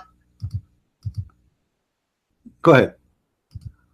Yeah, I'm sorry, we're having a delay. I apologize. It's all right. Not only that, you're correctly stating that the Quran in general never criticized Paul. In fact, the Quran even acknowledged that those who will follow Christ will be superior, that's the message that Paul and the apostles have been sharing after Christ also, and we have until today evidenced by historical documentations and everything else. But it's kind of funny because Muhammad himself actually copied something from Paul when he described heaven, and he says, no eye have seen, no ear have heard, and no thoughts came to the heart of man. I mean, true. Paul is the one who said that. Yeah, he copied it and he put it in his book as usual. Not only this, if you go to chapter 36 verse number 14, sorry, I think 14, yeah, it says is أرسلنا إليهم اثنين فكذبوهما فعززنا بثالث, right? So we send to them two messengers, and then we string them with a third, and then we go to the interpretation of the Muslims. All those scholars, the heavy duty scholars, not Abdul, not Zakir Naik, not those kids who making business. The real scholars of Islam, they will say to you that the name of the third messenger which is mentioned in this verse is Paul. So Absolutely. Paul, and actually they named him as the following. They named him as Jonah, which means John, and Shamun, which Simon, and Paul, which is in Arabic is Boros. They named them by names, but the ignorant Muslims, because they are copy paste from each other. You know, the Muslim don't. They are a nation of ignorance. They don't read. They don't even read their books. Muslims, they copy from website and they paste to you. He is not even reading what he is copying. Absolutely, brother. Not only that, if you go to the verse that talks about the basically the supposed crucifixion of Christ, which I decimated in many videos already, and I hope the Muslims will be listening to the arguments we bring, and you brought it many times in your own, of course, debates and shows. If you go to chapter 4, verse 157, Surah An-Nisa, ayah 157, basically, when you go there and you read the commentators, some of them will tell you that Jesus had 13 apostles. I wonder where they got this idea from. Yeah. Not only that, I mean, there's more details which sometimes is kind of astonishing. You know, everything about Jesus, where it's coming from. I mean, the Quran says nothing about Jesus. If you read the Quran, this Quran is an empty book. The Quran have time, this God, he have time to tell us about the speech happened between Sulaiman and the ant, and the flying carpet, and the chair of Sulaiman, and the ring of Sulaiman, and Sulaiman and speaking to the bird, and the bird he found him a woman, etc. All those stories which will not do any help for anyone. I mean, what the point of the story is? Nothing. It's a fiction story. But when it's come to Jesus, Quran says nothing about Jesus, just a few words. They did not crucify Jesus. That's it. I mean, shouldn't you give us details what happened? Like him in the cross. How this happened? Tell us. Those stories, all of them, they are coming from rejected books. Muslims, they copy from. Muhammad is copying from. I believe strongly, by the way. Now, you are from Saudi Arabia, but I don't know if you agree with me or not. I believe that Muhammad in his time, he never met with the Christians, really Christians. He met with the Nasara. And the Nasara are not a true version of Christianity. So Muhammad, he learned his version of Christianity from a Christian cult, not a Christian belief. What do you think about that? Brother, I am 100% on board with this. And also it's kind of interesting, by the way, if you study Christianity from the Quran, you will never find a single orthodoxy in there. and starting from the name of Jesus himself and going all the way from there. And it's kind of funny that you mentioned that, because one of my posts on Facebook, I asked, where is the word Christianity, Masihiyin? Where is it in the Quran? We don't have, because that's how we are called. Right. Who are Nasara? I mean, it's kind of funny, but Muslims don't think about these things. They all just follow whatever they were said, they were fed, whatever the Imam, who, by the way, the Imam probably doesn't even speak Arabic in some places. Right. And they just blindly believe it. You know, once I was little chat. I have little chat with someone. He's a Muslim. I met him in Asia. He thought first, because I'm an Arab, you know, right away when they see you're an Arab, they assume you're a Muslim, right? So he assumed that I'm a Muslim. So he started, you know, people are walking by, and he said, look at those filthy Christians. Look at them. Look how the women, look at that, the woman, how she is wearing. Look. You know, I said, why you are looking? His eyes is following, you know. I said, if they are bad, why you sit in this place where women who wear those clothes are walking by? He said, no, I'm not looking really. I mean, what you can do, you close your eyes, women are walking by. I said, there's a hadith about the prophet. A woman, she walked by and he got excited. So he went to his wife and he slept with her. Do you do that? He said, there's no such a thing. It's a lie. How you as a Muslim, you say that to me? I said to him, first of all, who said to you I'm a Muslim? Second, let me show it to you. Anyway, after 10 minutes, the guy, he ran away. But this is the hypocrisy of the Muslims. They place their sin on you. Even the hadith actually says that in the judgment day, Allah, he will take the sin of the Muslims and he will place it on the Christians. They take what they do in their life and their practice, and they try to make themselves that they are the one who have dignity, and everyone else is filthy. Women, non-Muslim women, they are whores, they are bad, they are disgusting. Only Muslim women, she is the good women. So the way the Muslims try to present Islam to you is horrible. You know, they always try to put everyone down to prove themselves to be above the one who's down. They don't try to present themselves that we are good and we believe everybody needs salvation. They don't speak this way. The Muslims, in order to convince you that he is following the true God, he need to put you down. That's why they have to put down the Bible. They have to put down Jesus. They have to put down Mary. Even Muhammad, he said that he will sleep with Mary in heaven. They have to accuse you with any kind of accusation, because Islam cannot stand by itself. It's like you know, both of us from the Middle East, and like in where I came in from, there is a saying like a bad woman, she speak about every other woman to make them bad, because this is the only thing make her feel good. Yes, indeed.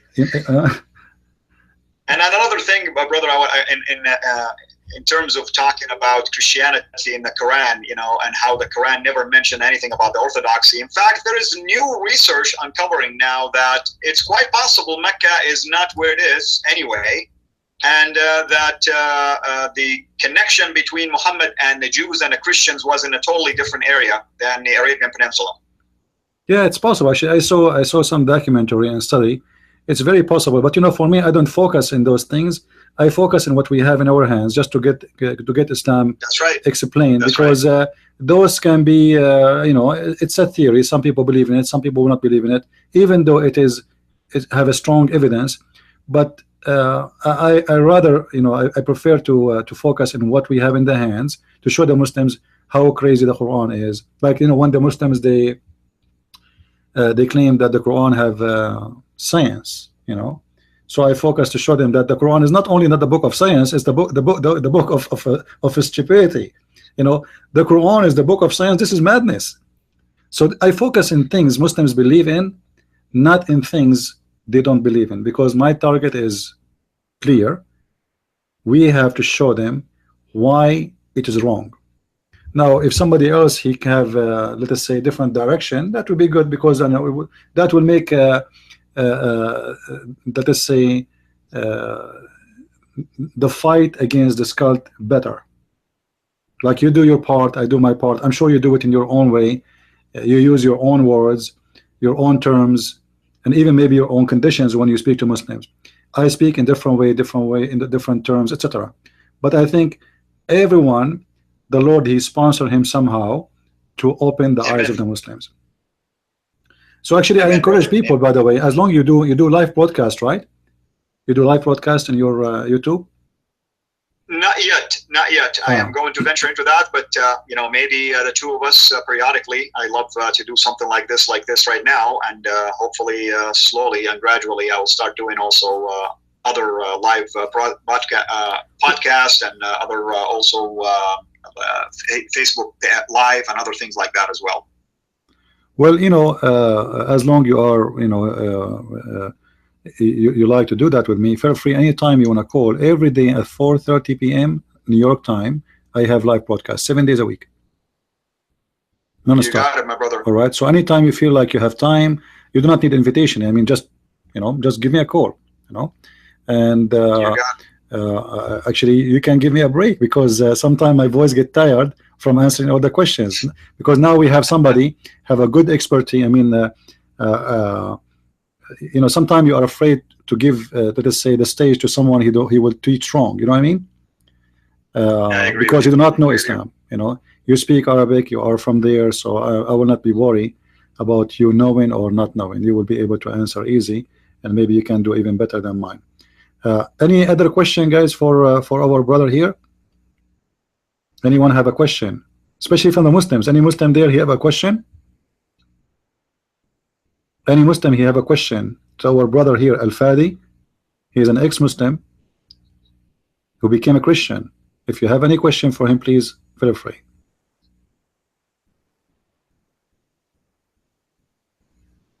So it looks like Michael Solomon has a question. All right. Maybe you got it. All right. Let's see. So I don't know what is the question, actually. Michael, can you pose the question again, please? Maybe we have to scroll back to see what was his question. Michael Solomon. Maybe he can post it again. Okay, so how come Paulus, as the third messenger of Jesus, be made a messenger by a messenger? Well, you are assuming that Jesus is just a messenger. You see, this is the problem with Islamic teaching. Now, I don't know if you're a Muslim or not. Your name doesn't indicate that to me. But you are assuming that Jesus is just a messenger. Why not look at the big picture? Jesus is more than just a messenger. He is the Word of God. He is God incarnate. He is the Son of God. He is a messenger from God. He's a prophet indeed. But at the same time, Jesus as God has the power to send others as well. So as God, he can send anyone he wants, including Paul and others. So I don't see what the problem is. I think he is saying what you are saying, but he is saying it as a question. Like, if Jesus is just a prophet as the Muslims claim, how the Quran says in the interpretation of Ibn Kathir as an example, that those are the messengers of Jesus. You know what I mean? This is what he's saying. All right, Michael. So next time, bro, you need to tell me that you're not a Muslim, so I don't get so excited like this. That's a good one. Yeah, because what he's saying, if Jesus is just a prophet, and then how the Muslims in their interpretation they accept to say that those three, which is mentioned in the Quran to be the messenger of God, they are the messenger of Jesus. Because if Jesus is a prophet cannot make someone prophet. He cannot make him a messenger. To be a messenger of God, you have to be hired by God. God sent messengers, not a prophet or a messenger or a man. I cannot, if I am Musa's, I cannot make someone else Musa's like me. You know? So this is what he was saying, I guess. Absolutely. And also it's kind of funny. Thank you, Michael, for saying this. And if there are Muslims here, I saw Jizya and others, maybe they can help me understand if this is really the big deal about Jesus the messenger in their mind, sending messengers, then Muslims should avoid using John 15:26 to talk about the helper that Jesus will send, because thank you for confirming that Jesus is the God of Muhammad. Yeah, actually, even that one, when they say that, you know, you see, always I feel sorry for the Muslims. You know, like once a Muslim, he sent me a video saying that Muhammad is found in Isaiah 29, I think. But that verse is speaking about the hypocrite who says it's sealed. We cannot read it. You know, they worship God by their lips, but not by their heart. how you say that this is about your prophet? Well, I agree. Obviously, it's about someone like your prophet. Those are the hypocrites who worship God by their lips, but they don't believe in him in their heart. And this is what always we say. The Muslims don't even read what they are talking about. You know? Absolutely. They are Context is very important. Yeah, they copy paste. You know, a Muslim who said that to you, they hear that and etc. But nobody asks himself, what if this guy is wrong? You know, I mean, how solid this statement is, and why the Muslims need to find the name of Muhammad in our Bible, and even the name of Muhammad is not Muhammad. The Quran itself give Muhammad many names. Which one of them? And the Quran says that Isa, he mentioned that a prophet will come after me. His name is Ahmad. All right. So why you Muslims find Muhammad if his name is Ahmad? You know. So thank you for the Quran, because Mirza Ghulam Ahmad took that seriously and started Ahmadiyya Islam. Right. Actually, this is a good point. Mirza Ghulam, you know, by the way, this Mirza Ghulam is very funny. I mean, I don't know if you study their books. It's the Ahmadiyya is a very funny religion. Once the Christians, they came to Ahmad Mirza Ghulam, and they brought him like 40 disabled people in front of his house, and they said to him, well, if you are claiming to be the Messiah, well, do what the Messiah does. Okay, we have a blind, we have a person who cannot walk, we have, you know, name it. So what Ahmad Mirza Ghulam, he said, he closed the door and he said, I cannot do it. I cannot do it. That's it. That's interesting. Yeah, that's but yet he claimed to be the Messiah, and yet there is a human being, he believed in such a false man like this. And this is telling you that a human being, when he stay away from the true God, he is exposed to all kind of cults. You know, like it's like as if you are walking in the jungle and there's many beasts, and everybody want to take a bite of you. You know, Ahmadiyya want to take a bite. The Islamic religion have tons of sects, and you know better than me how much they hate each other, and everybody want to take a bite of each other too. And actually, this is enough to prove that Islam is a false religion, because if Islam is coming from the true God, how Muhammad he say, as an example, that my religion will become 73 sect, and one of them will go to heaven? And me, if I convert to Islam, how I'm going to go to heaven? How I will know which sect is the one should I follow? What do you think, Al-Fadi?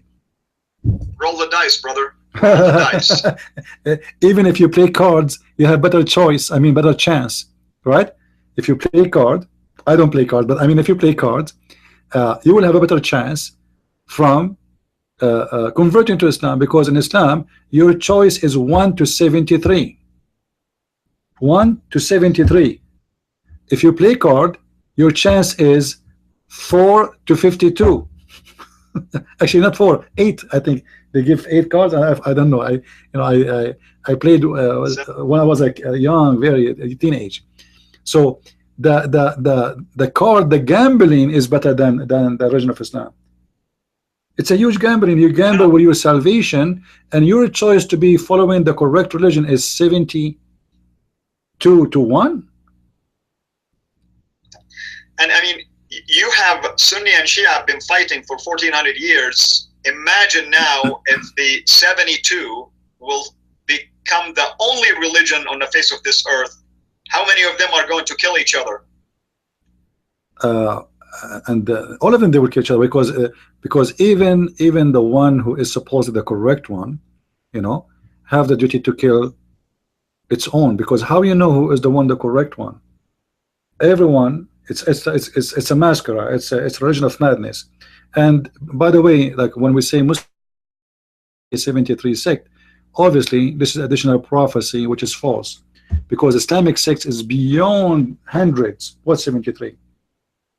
In India alone, they have like maybe 50 to 60 sects. So what's 73 sects?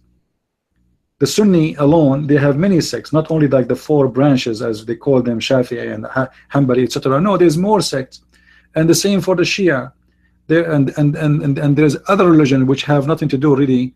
I mean, it's a mix of religion, like the Ahmadiyya and the Ismailiyah and the Duruz and every one of them believe that they are the right one, and everyone else will go to hell.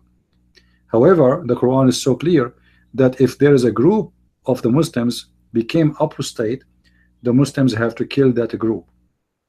So if the 72 groups, as you said, they are the apostate one, then the correct group have to slaughter every Muslim, which means if the, and Muhammad, by the way, he said, if you remember the hadith, he says بدأ الإسلام غريبا وسوف يعود غريبا. Islam, yeah, exactly. Yeah, Islam start with a few. غريبا here is about a few, and will end with a few. So if the correct followers of Muhammad is the few, that means what? Percentage maybe 1 to 73. So from every 73 Muslims, only one person should survive, and the Muslim should kill the 72. And that is impossible, because there's no way the minority will be able to destroy the majority. Amen. Amen, brother. Yeah. Anyone have a question for Al-Fadi? Especially Muslims, if you have a question, feel free. You know, maybe you have a question. Maybe you want to examine him if he was a Muslim, because you know what the Muslims do, right? When somebody says I used to be a Muslim, they start giving you silly questions like how many rak'ah you pray in the funeral. Okay. You know, it's very funny when you see a Muslim, he says to you, nobody leave Islam. Nobody, my friend. My friend, Muslims, you never heard of something called the war of apostate? From the beginning, yeah, the time, yeah. I don't know if you can enlighten some information about apostate movement since the time of Muhammad. You know, we remember what happened in Yemen and what happened in around Mecca and the war of Abu Bakr. Apostate is a great event in Islam, and there's a scholar, his name is Al-Qaradawi, I'm sure you know him. He said, if not Abu Bakr used the sword, Islam today will not be exist. That is true, and you know, and if not for Uthman, we won't have at least a copy of something called the Quran, even though it's not exactly the same as the one that supposedly was revealed. And it was just so funny, really. Is like, why would people leave Islam immediately after the death of Muhammad? Doesn't that tell you anything about how they felt anyway, and they were intimidated when he was alive? Yeah. And what about the copy of Uthman itself? We don't have it. Who have a copy of Uthman? Nobody. They don't even have a single page of Uthman book. They have the oldest version they have is 300 years after Muhammad. They claim it's 300 years after Muhammad, but that is not Uthman book. So they don't have the book of Muhammad. They don't have the book of Uthman. And not only this, I'm not sure if you know that the book of Al-Bukhari does not even exist. The book of Al-Bukhari and the book of Sahih Muslim, we cannot find them. Where is Al-Bukhari? I challenge a Muslim to show me where is the book of Al-Bukhari. There's no such thing. So all of Islam does not exist. The Quran does not exist. Bukhari does not exist. Sahih Muslim, and you know that if Sahih Muslim and Bukhari does not exist, what is left of Islam? Nothing but emotions. It's an emotional apologetic. That's all. And the funny, you know, Hafs, the story of Hafs, right? Hafs is the one who the Quran of Uthman is reported by. Now, Hafs never existed at the time of Uthman, right? Right, that's correct. So what they say to us, this is the Quran according to Hafs. If you open the Quran, I'm sure you have an Arabic copy of the Quran, you will see it says there, let us see, كتب هذا المصحف وضبط على ما يوافق رواية حفص ابن سليمان ابن المغيرة الأسدي الكوفي according to Asim ibn Najud al-Kufi al-Tabi, according to Abdul Rahman Abdullah ibn Habib al-Sulma, according to Uthman ibn Affan, according to Ali ibn Abi Talib, according to Zayd, etc. According. But Hafs never saw Muhammad, and this person was exist almost 200 years after Muhammad. This is what they have, according to Hafs. And if you go to the Muslims' books, you will find that Hafs was called a liar and a thief. Did you come through this information, Al-Fadi? I look at these, and I look also sometimes they try to you know, weasel their way into this idea that there were actually reporters that lived at the time of the Prophet, and you look at these names and you discover that Bukhari and Muslim use maybe like 5 or 6 or maybe 8 of these hadith, even though the person has probably 1,000 hadith. What does that tell you? He didn't even believe that these people actually reported something accurate. So everything about Islam is kind of funny, really. I mean, the Quran, who is this Uthman who decided which dialect to be read, how many chapters have to be left? He even decided that to split 2 chapters, chapter 8 and 9. You know, that's really interesting. I mean, who gave him that authority to do something like this? And Hafiz, he was any hadith from Hafiz is rejected. You know that? Imagine they accept the Quran of Hafiz, they refuse the hadith of Hafiz. Why? Because Hafiz is kadhab. He's a liar. This is madness. How a person you consider him a liar, you refuse any hadith from him, it's not accepted right away. You go right now to Sahih Bukhari, go right now to Sahih Muslim, as you said. How many hadith they are coming from Hafiz?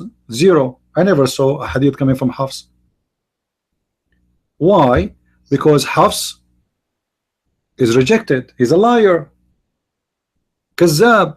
Not only Kazzab, it says in the interpretation of the Muslims in the reference that Hafiz was a Kazzab, he's a liar, and he used to steal books and he claimed it for himself, which means he will borrow the book of Al-Fadi and then he will take it and he will write it again and he will say, oh, this is my book. He just changed some words in it. So he is a fraud. Right. Yeah.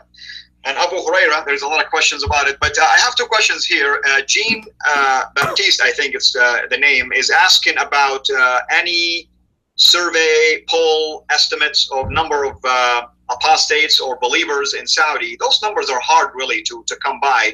I can tell you there is an atheist movement in Saudi, and it's guesstimated that is about at least 200,000 maybe Saudis, kind of you know, whether truly or not, they declare themselves to be atheists.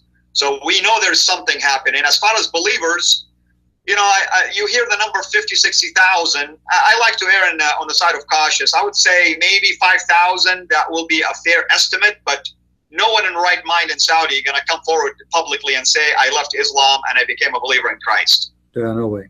Yeah, now, the other question was, go ahead, brother. No, go ahead. Furnace was asking a question, and he says, you know, what are the common questions Muslims ask? It's the usual objection. I mean, it's they always ask you, of course, about me, for instance. They ask if I was really a Muslim and things like that, and if they want to ask a thing about Christianity, always ask you the Bible is corrupt. You know, Jesus was never crucified. I mean, the usual. It never really ends. It's the exact same argument over and over again. And they repeat the same question. Even you answer the question today, tomorrow they will come back with the same question. You know what I mean? Exactly. They think we're dumb. And what I like about it is, like, when I post something, you post something, let's say, about a variant reading of the Quran. The first comment from a Muslim is about the Trinity. And I'm like, my gosh, where is the word Trinity in here? I didn't even talk about the Trinity yet. Yeah. They don't have an answer for anything. You can go to all the posts I've done so far. This is to everybody here in Facebook. Find me a single answer to any of the questions that I ask. And they're all simple. We're not even asking complicated questions. There's no answer for anything. I think this is a religion, have no answer for anything. You know, this is why I have a session of videos. It's called Allah Knows Best. Because you ask a Muslim, the scholar, not the normal one, right away he talked for 1 hour, and then after 1 hour you learn nothing. He make you more confused, and he closed the speech by saying Allah knows best. But yet there's no answer. By the way, Al-Fadi, exactly. Next time if you want to call, if you like to be in the screen, if you like to use your camera and people they can see you, feel free. If this is what, if you like to do so, maybe that will make them see you. For me, I use the screen usually to just to provide reference, you know, just to show the hadith, the Quran, etc. But if you like to be using the camera, just let me know, and we can have it easy in the screen, and people they can see you. Not a problem, brother. I'm really honored to be here, and Lord willing, let's plan on average once a week. I will be with you, and you and I can probably arrange beforehand about a specific topic if you have something in mind, of course, or we can play it just by ear like this. Yeah, usually, usually I don't have a topic really, because you know I am in, let us say, I'm always ready. You know what I mean? So I make just a name, and then I start, and people start asking me questions, and then the questions will lead the conversation, the same as we are doing right now, because that is, I believe it's better, because people, they have needs, and if you answer their questions, this is the needs. Right, right. Preset topics, usually they are make people sleepy, because it's not my topic. I did not choose it, you know. But if somebody asking a question and we answer him live, that will make it more interesting and more good experience for them to learn. So if you can choose a day which you wish, well, I don't know what your schedule, how it is, and you tell me that this day will be me and you once a week as you choose, we will inform everybody. However, we have to do it at 4:30, because this is my schedule every day, you know. So you can choose the day, but I have no choice but to choose the time, because already we are set with this time. Oh, sure, brother. I mean, yeah, like I said, you and I can decide. Yeah, just let me know if you when you can do it. Anyone have other question?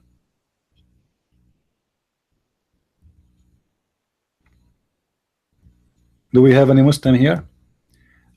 Somebody is asking about the miracle of number 19. How do you respond to the so-called miracle number in the Quran, like 17 and 19? What do you say, brother Fadi? You know, I can tell you, if you want details, Jay Smith, Lord bless his heart, got into it, you know, with formulas and stuff. That's a brain damage to me. All I can tell you is this: if you can prove to me as a Muslim, I'm talking in general right now, don't take it as if I'm telling you who's asking the question. If you are a Muslim who's asking this question, if you can prove to me that the Quran that you have today is exactly the same Quran that was revealed, and you have manuscript to support this, I'll be willing to talk to you about that. Other than that, you know that there is so many Qurans and so many number of passages, and some of them are missing verses and some of them have more verses. So it's impossible really to come up with a formula to support this idea. Actually, I made many videos about this, and actually it is in my books too. I will answer him. You do not need James Smith, because James, he don't speak Arabic still, so his answer will be short of the valid answer at the end. You know, brother Al-Fadi, he speak Arabic like me. So Al-Fadi, when we say bism, there's no such a thing as called bism. It is bi-ism. Is that correct? Bi-ism. All right. So the Muslim, they base their numbers based on what? Based in taking letters off from the correct Arabic. Even the original Quran, it doesn't have bism. It is bi-ism. There's many websites I can show to Muslims live right now, right here, where the Muslim, they explain why the letter alif is taken off. So the word of bi-ism is written like this: bi-ism. I'm writing in the screen for the one who asking question. But if you look at the one in the top, the letter here is gone. So the Muslims, they are counting wrong numbers of the letters. Same time, the same we find in Ar-Rahman. Ar-Rahman is written the correct way, is written this way: Ar-Rahman.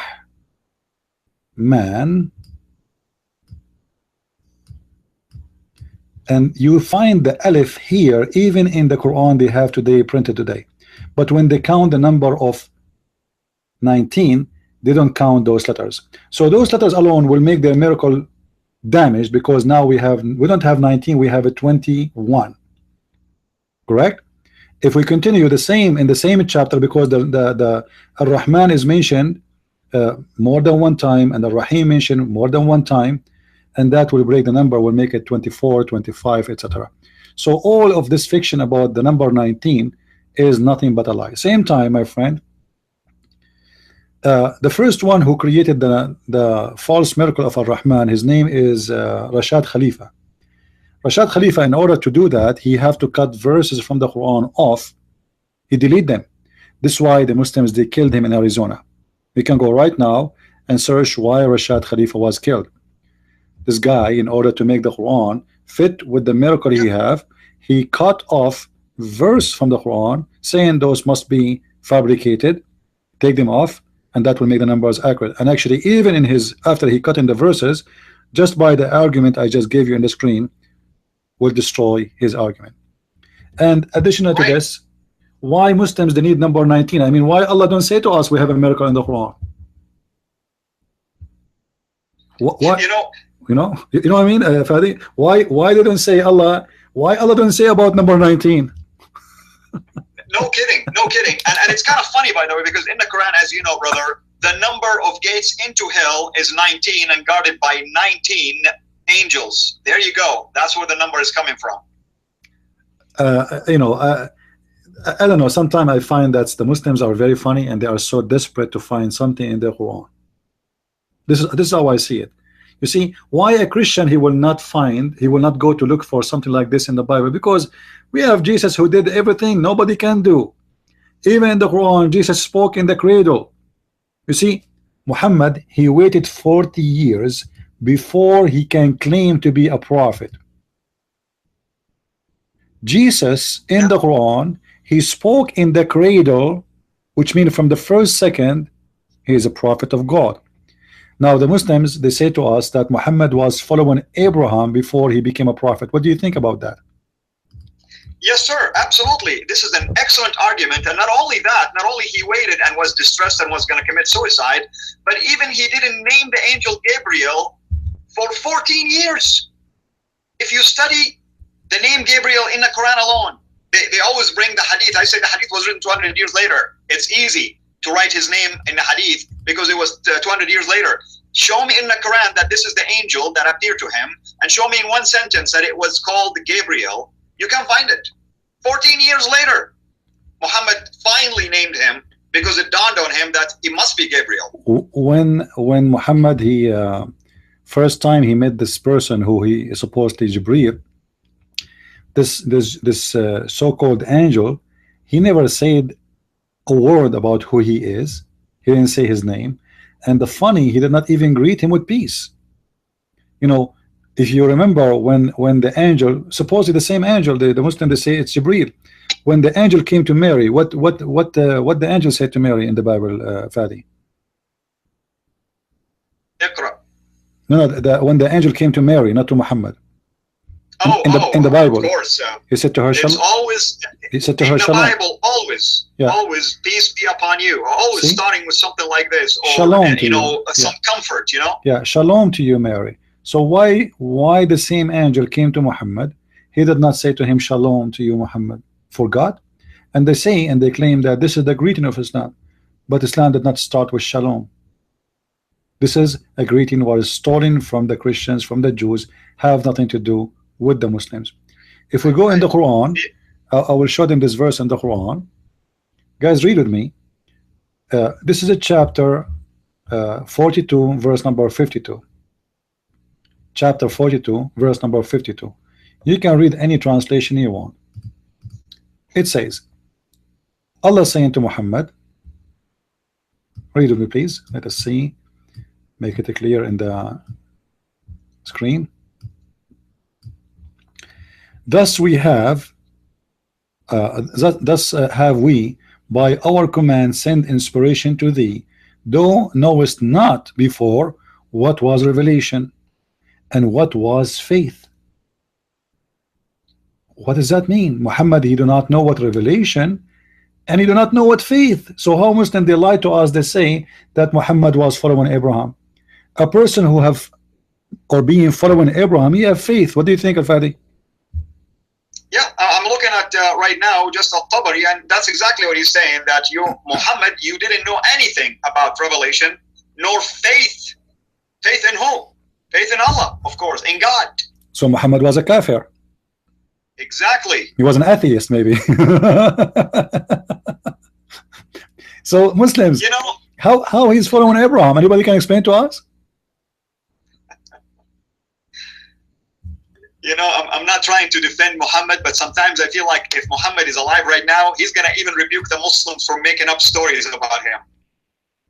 Yeah, I mean, Muhammad is Abrahamic. He followed Abraham. Even his families, all of them, they believe in, none of them believe in Allah. Even Muhammad father, he's going to hell according to Muhammad. So how Muhammad he learned about Abraham and he became an Abrahamic? Any Muslim can tell me? His grandfather is not Abrahamic. His uncles are not Abrahamic. His father is not Abrahamic. Well, how Muhammad will be Abrahamic? And actually, even the name of Muhammad's father is very fishy, because how his father name is Abdullah, but you don't believe in Allah. Exactly. Imagine my name is the slave of the Messiah, but I don't believe in the Messiah. I mean, this will be funny. Obviously, this name changed later because it was an insult. His name was an insult to Muhammad. So Muhammad, he changed his first name from Qatham to Muhammad, which means the praised one. And they changed the last name of his father to fit with the name of the new religion, Muhammad ibn Abdullah. Or in Arabic, and you know, if somebody have unknown father, they say he is a son of Abdullah. You know what I mean, Fadi? Right. Guys, for those who don't know Arabic, in Arabic, if we say someone is unknown, we say Abdullahi Fulan, the slave of Allah, which means unknown. We do not know. His name is not known. So either Muhammad, he changed the name of his father, or the name which he was called by, he is a son of unknown father. And actually, me myself, I believe that Muhammad is the son of Waraqa ibn Nawfal. And the proof, you can find that in my books. You can go and see the Deception of Allah, and you can read. Waraqa ibn Nawfal, his sister, she offered herself to the father of Muhammad, supposedly based on the story, and she offered him 100 camel to sleep with her, which is obviously, I don't believe in such a, I mean, come on, a woman, she would offer a man 100 camel to sleep with her. Do you know what 100 camel? 100 camel right now in Saudi Arabia will make you rich. Is that correct, Fadi? Right now, as we speak today, 100 camel will make you a rich man. So imagine 100 camel in the time before Muhammad. This is a lot of money just to sleep with her. But the story there, obviously they have a root. Waraqa, I believe, he sent his sister to the father of Muhammad, or the one who claimed to be his father, and she offered herself to him, because the story says when he was going to meet Amina to marry her. But we know the Arab, they don't really have marriage, they have nukah. So he was going to sleep with her. Sister of Waraqa, she offered herself, and she offered him even money to stop him from going there. And then the father of Muhammad, he said to Waraqa's sister, well, I will be back to you, but I have to go first to Amina, which means he have to sleep with her first. And look like Muhammad's father used to work as a gigolo, because a man get money for sex, he is nothing but a gigolo. Then he went to the mother of Muhammad, he slept with her, and then when he came back to the woman she offered herself, which is a sister of Waraqa, she said, I have no needs of you no more. So if you think about it, Muhammad always was found with Waraqa. Even when Muhammad was lost, there's a story of Muhammad when he was lost as a child. The whole tribe was looking for him. Everybody was looking for Muhammad. Nobody can find it. And suddenly he came with Waraqa. So Waraqa existence in the life of Muhammad is extremely important. Actually, the hadith says, and I'm sure brother Al-Fadi, he knew that when Waraqa he passed away, Muhammad he tried to commit suicide. Yeah, he was depressed. Why? You know, imagine, I mean, you and me, we have a family, and I don't know, like my father, he passed away. I was sad, I was upset, but I will not commit suicide, right? It doesn't make sense. So why the prophet is trying to commit suicide? Any Muslim can tell us? And that's very disturbing, by the way, brother, because in the Bible, you don't read about a single prophet who wanted to commit suicide for supposedly revelation stopped. He was receiving revelation from God or from a man. It doesn't make sense. You know, and it's against God too to to commit suicide. Actually, even Muhammad himself, that the one who, he said, the one who commits suicide, he will be like he will spend his eternity in hellfire. So how he is saying that, yet he tried to commit suicide? You see, if you read with me the hadith in front of our eyes, all right, it says that Waraq ibn Nawfal, he used to translate whatever Allah allowed him to do, the gospel. Guys, read with me. And this is the Quran. This is the true version of the Quran which Waraq was writing. It says, Waraq was the son of his paternal. Let's clear it. Hold on. No.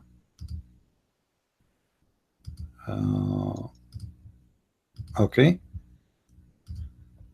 So Waraq supposedly is a cousin of Khadija, or from her family, and he is a cousin for her, a cousin of her uncle. And during the pre-Islamic period, he became a Christian. The fact it doesn't say he became a Christian, he became Nasara. He became Nasara, and that's what we said, that Nasara are not Christians. And he used to write an Arabic writing, and he used to write of the gospel in Arabic as much as Allah wished him to write. And here, Al-Fadi, I don't know if you can put your input in this. If Waraq in the time of Muhammad was writing in Arabic, the Bible, was he writing from the corrupt one? I mean, that's definitely a good question. Sometimes we wonder if he was writing from just extra biblical books and Muhammad thought it to be the Bible, because we know that Muhammad took things from the Midrash and the Mishnah and other rabbinic writings and made him to look like revelations. No wonder the Jews mocked him and laughed at him. So and as you see, Muhammad, he accepts his teaching. He is his highest consultant. He is the one, actually, he told him that you are going to see an angel. So there is no way a person who is guided by Allah, obviously Allah guide him, he is writing from a false book. Now the question is, where is the book of Waraq Muslims? What happened after Waraq died? Obviously this was the Quran. Do you agree with me? I don't know. Absolutely. Because brother. There's a book, you know, there's a book written by Waraq according to the Muslims. Read it in front of your eyes. And this was a translation, supposedly, or as Allah wished him to do, from the Arabic gospel to from the Hebrew gospel or Aramaic to Arabic. And read with me carefully what the hadith says. The hadith says, as Allah wished him to write. Do you see it, Muslims? So this guy, obviously, he was doing the wish of Allah, and there is no way Allah is going to make him write from the corrupt gospel.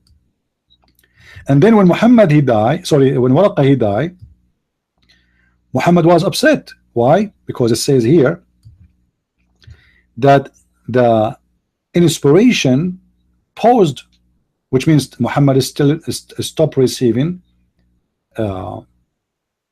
verses of the Quran from Allah. So he decided to commit suicide. And then you will see that the solution of the problem was very simple and easy. I believe Muhammad, he found a solution, which is, well, Waraq, he wrote a book. Let me grab his book, and that will be where I get my Quran from.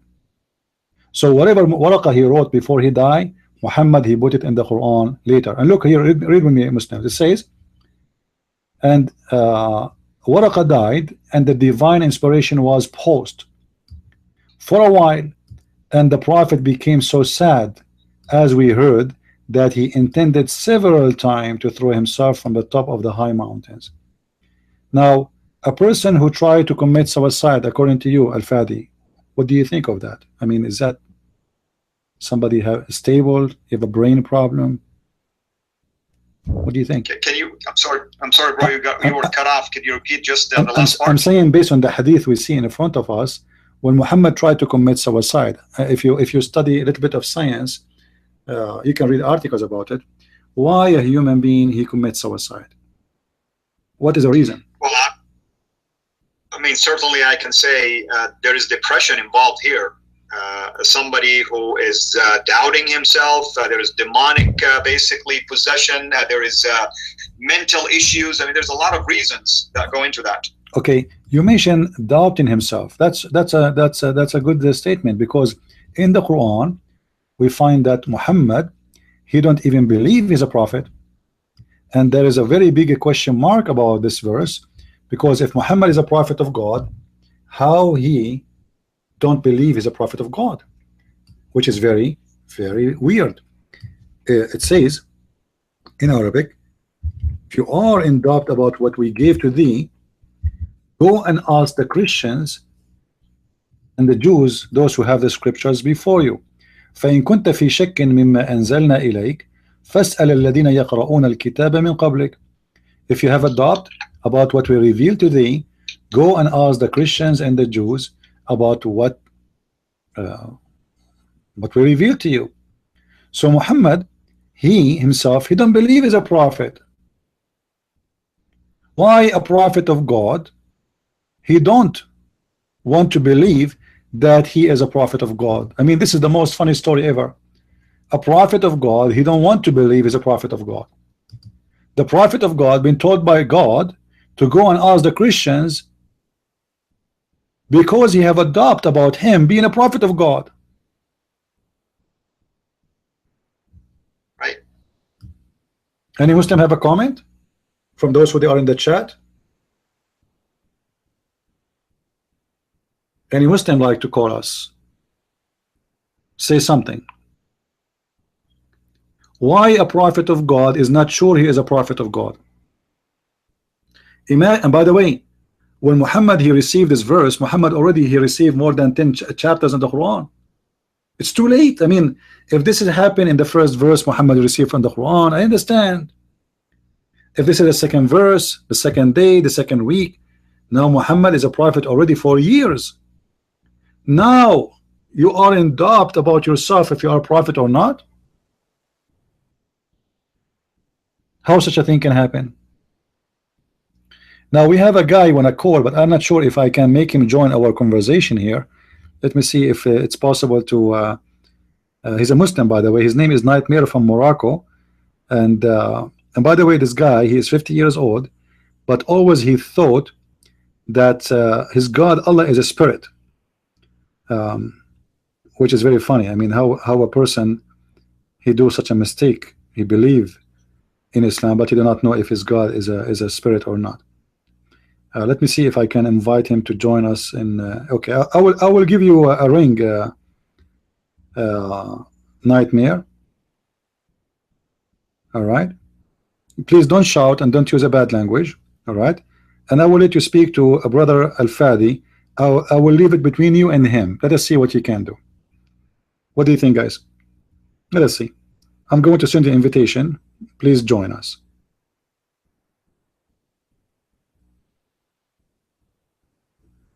All right. Are you there, Nightmare?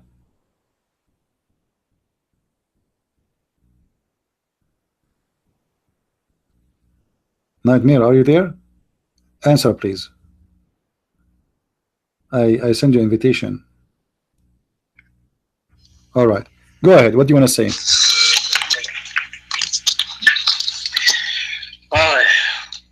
Okay. Yeah, I'm here. Can you hear me? Yes, we do.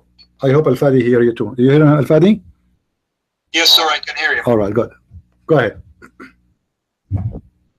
Okay. I was just talking about, you said that the prophet didn't know that he was a prophet. That's what you said? Well, it's not me who's saying that. The verse is saying that. Don't you see it? Okay. All right, let me explain to you the verse. All right. Okay. Go on. Okay. No, because I get tired anytime you talk and you say this guy didn't know that his God is not a spirit. How many times you repeat that? I mean, is it true or okay? It doesn't matter. Is it true? Is it true or a lie? Okay. How a man is 50 years old do not know that? I mean, well, okay. How a man like you? I don't know how you are. You are probably 30, 40. You are a native Arab speaker, and you call the word Tawheed a verb. Unification is a verb. Yeah, word Tawheed means unification. That's embarrassing. Yeah, very that's embarrassing. Error. Okay, go. That's embarrassing. Yeah, it's very embarrassing that you do not know even if your God is a spirit or not.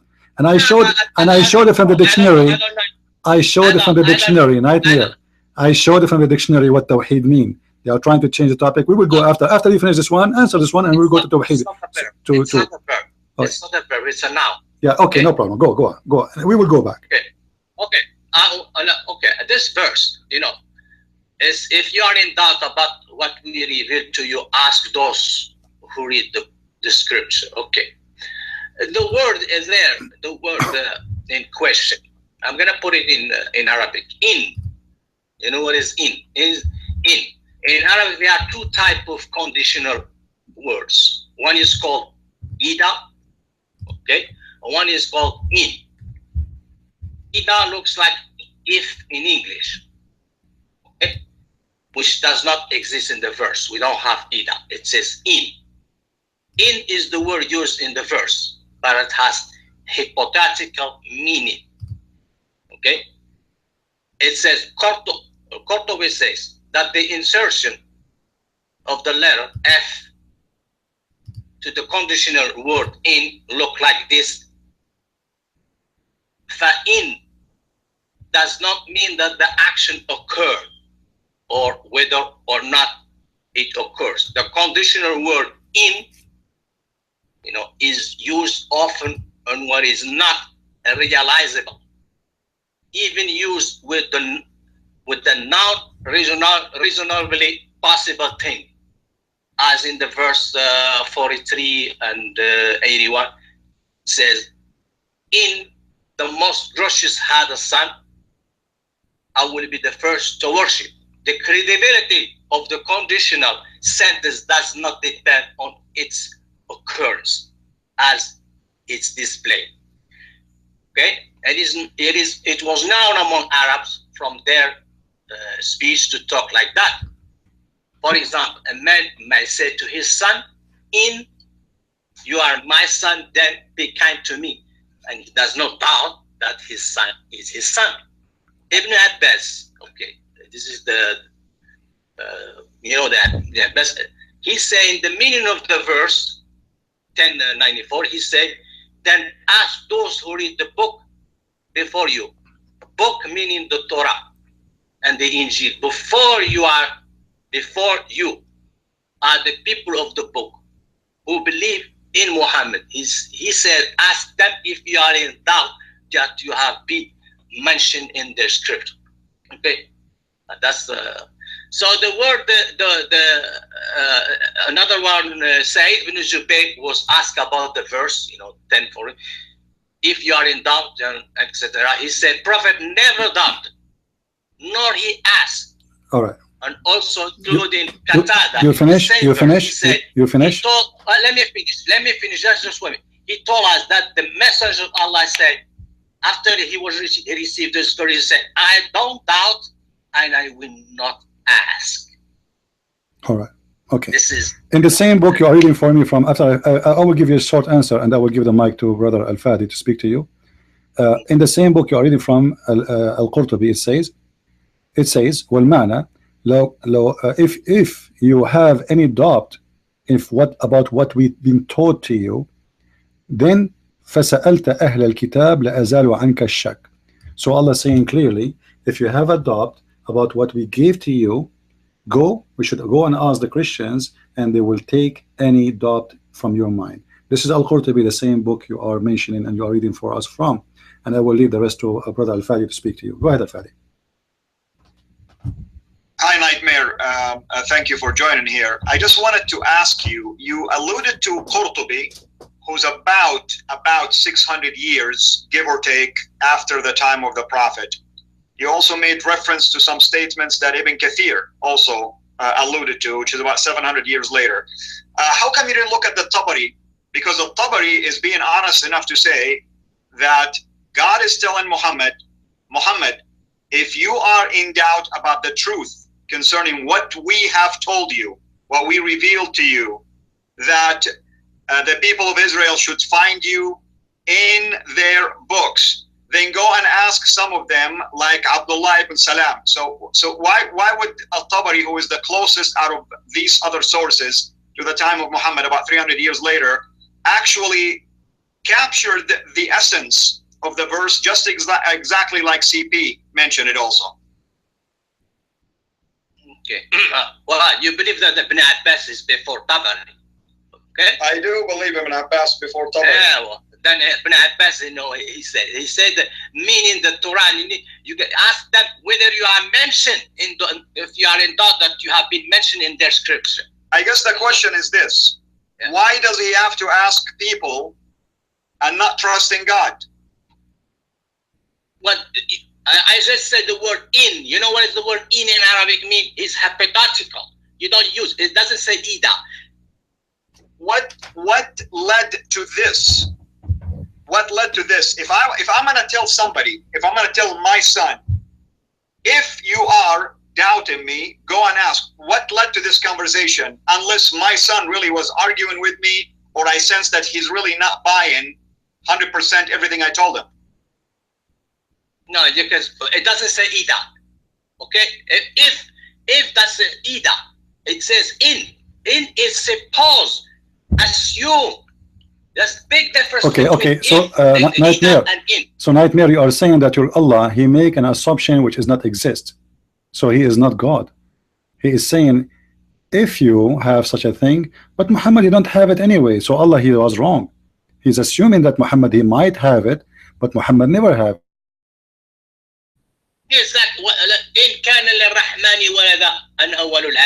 Okay, so but Allah, he now is talking about a man. You know, he's just making hypothetical. You know this verse? Thank you for mentioning that. What was the purpose of saying in kana lirrahmani waladan, unless it was to argue against the Christians' claim? So there was a reason for it. So what's the reason here? What do you mean? What was the reason for? What's the reason for فَإِن كُنْتَ فِي شَكٍّ مِمَّا أَنزَلْنَا إِلَيْكَ? Why did your God have to make this hypothetical assumption? What's the object lesson here? Who is he teaching? No, I can answer that question, you know, because that's what I know. Is it complicated? I'm asking a simple question. Is it that complicated? All what I know that in is different than ida. In does not indicate the materialization of the occurrence. It rather indicates the possibility and the probability of the occurrence. Brother Nightmare, let me ask you this question. You, right now, apparently talking from a grammatical standpoint. Okay, great. I respect that. Tell me about the average Muslim now who's going to hear this. What do you think they're going to think? The Muslim who doesn't know in Arabic, that's what you're trying to say? Or doesn't know this grammatical condition that you just mentioned. The difference between ida and in. No, of course, you have to ask a scholar for interpretation of the verse. Oh, so their salvation depends on a scholar. So we go back to a human being. That's my point. Not only this, read with me, please, on the screen. Nightmare and Brother Al-Fadi, read with me on the screen. It says, وَإِن كُنْتُمْ فِي رَيْبٍ مِمَّا نَزَّلْنَا عَلَى عَبْدِنَا. The same statement. They were in rape, they were in doubt or not? Is it hypothetical? In kuntum fi raib, you are saying this it's not happening. It's not the same as either, you know. But Allah, he uses it only even for the kuffar. He says the same statement. If you have a doubt about what we sent to our slave, bring a verse like this. So there is a story. There is something happening there. Muhammad, he have a doubt about his belief. No, what the prophet says after he listened this verse, he say, let me say, I don't doubt and I will not ask. That's what the prophet said. So Allah was wrong. So Allah was wrong. Allah, he says to him, if you have a doubt, but Muhammad, he don't have a doubt. Assumption. What kind of assumption? Okay. Imagine if I say to you assumption, but I am God. You see, assumption can be accepted from a man because you do not know. I say to you, if you are hungry, go and eat in the kitchen because I am making an assumption. But maybe you are hungry. You make something. It's like, for example, you can say, for example, if if I were president, I will do. You're just making an assumption. You know? Yeah, I make an assumption because I am as a human make an assumption. God, he knew if Muhammad he have adopt or not. So what the purpose? This is what Al-Fadi is asking you.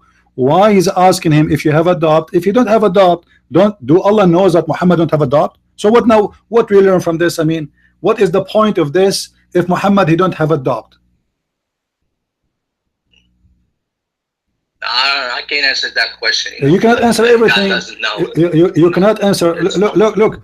You know, Muslims always they cannot answer anything which look embarrassing. At the same time, Allah he knows everything, and Allah is making an assumption which is a false assumption, but yet He's God. Allah is making if him if you are adopt in what we reveal to you, ask the Christians.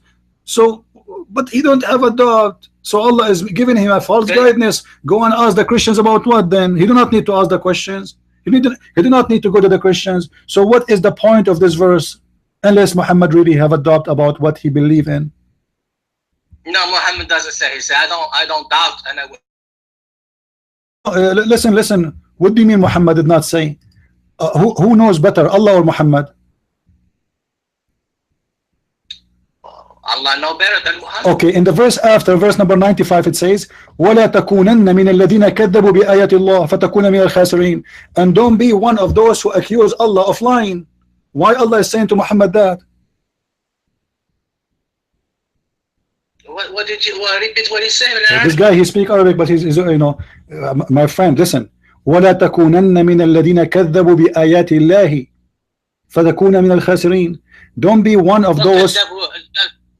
Don't be one of those who accuse Allah of lying, so you will be one of the losers. Why Allah saying that to Muhammad?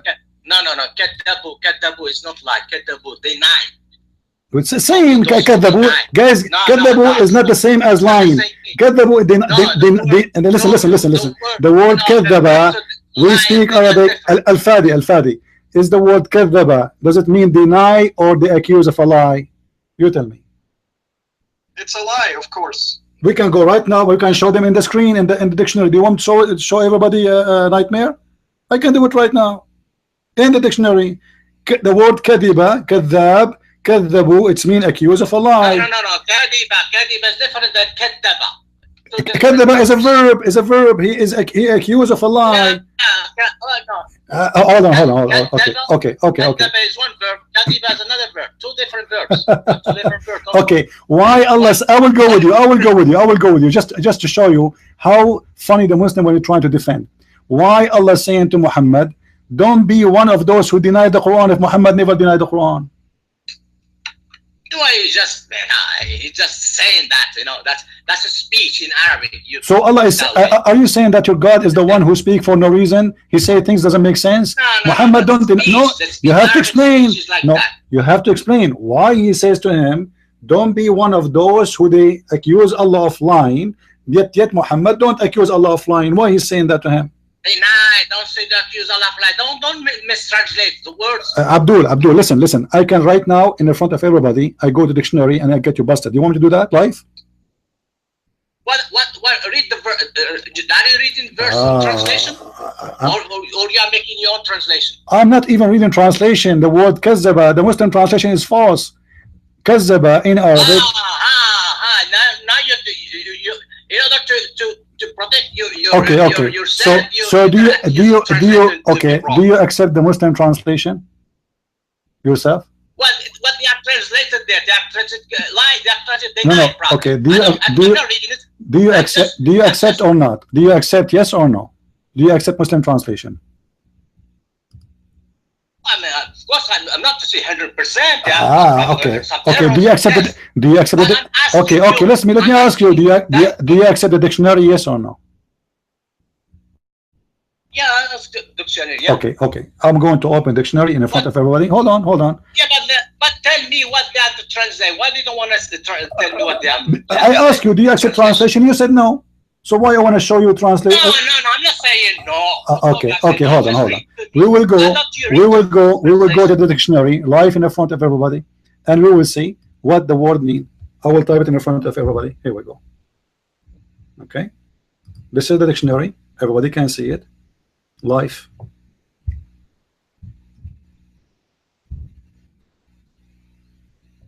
Guys, read with me. I will zoom in. Look. This is the dictionary. Do you see it?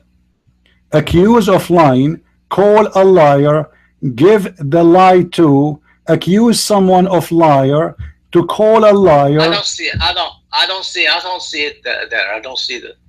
Not my business. People, they can't see it. The screen is on. Guys, everybody, do you see it? So you are not being honest. The word kadhaba is a verb, accusing of somebody of lying. So don't be of those, one of those who kadhabu, those who accuse me of lying. Why Allah saying Muhammad? Okay. So let me tell you one thing. Okay. Read to me the translation. Okay. What translation? We are showing you dictionary right now. Yeah, the verse. How they translate it. I don't care. You speak Arabic. Listen. You are speaking now. You are speaking. Me and Al-Fadi and you speak Arabic. And this is the Arabic dictionary. Does it say that kadhaba mean accuse of lying? Yes or no? It depends on the context. Tell me how they translate. Listen, all the context. Here we go. All the context in front of our eyes. All of it. All the let us say options. All of them is about lying, making lies, accuse lies. Read it. Read it. Listen. Okay. Can I speak? Yeah, you are speaking. Go ahead. Can I speak? Yeah. Okay. The dictionary that you have right now. Does it say kadaba, ankara? Yes. Ankara? It says no. No, it doesn't say. No, it doesn't say that. Read it. Right here. Right here. My friend, it's in the screen. Read it with me. It says kadaba اتهم بالكذب. Read it. You see it? I will make it big, wide. You see it? كذب mean اتهم بالكذب. He accused of lying. And we go to the translation in front of it. It says accused of lying. Kadaba, it says to deny. Yes or no? Kadaba. Okay, to deny what? To deny a lie. Okay. You got two definitions. No, okay. I'm not the one who's saying that. The dictionary in front of me doesn't say to deny. It doesn't say that. Kadaba is a verb. Accusing. It says ankara. Ankara what? Ankara what? Ankara is to deny. Ankara what? Ankara he deny Allah. You know, nightmare. I invited you. The problem I don't like nightmare is this guy, he is not honest. We show in the front of our eyes in the screen the dictionary, and this is a Muslim website, have nothing to do with me, have nothing to do with him. We did not call this website to ask them to put this in there, and this is the website, have nowhere it says just to deny. It is about you are saying falsehood, falsely, lies, accused of lying, all of options is there.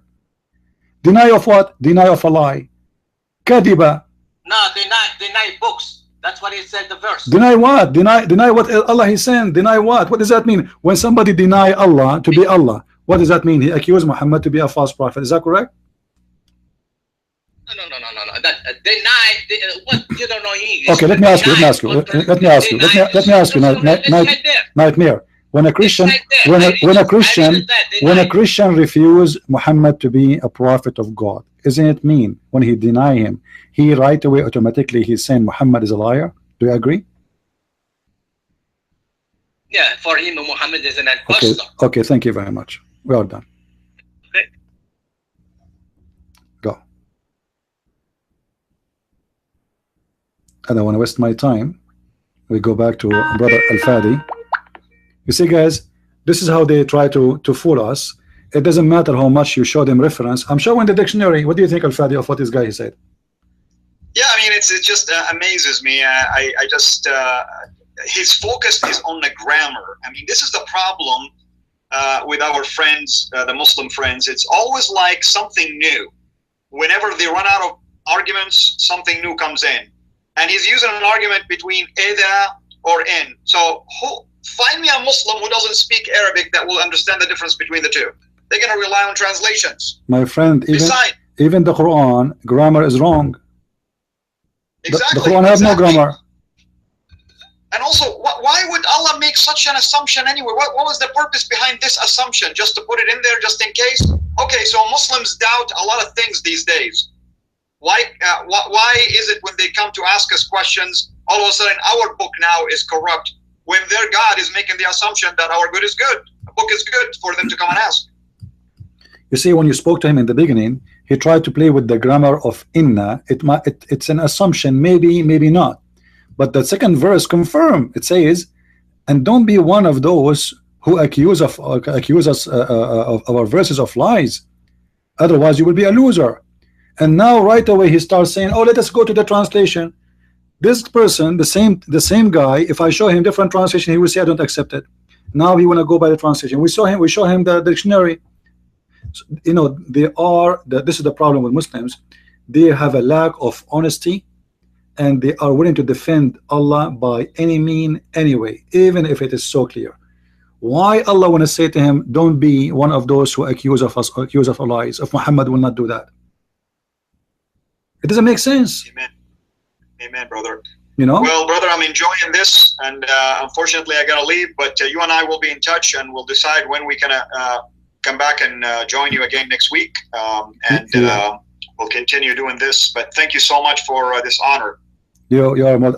I'm honored to have you, my friend and my brother, and I'm sure people here they are happy to hear you, and maybe next time you'll be in the camera, and I will you know, and people they can call you right away, and they can you know, ask you the questions, and I think many of them they are excited to talk to you and to know you better.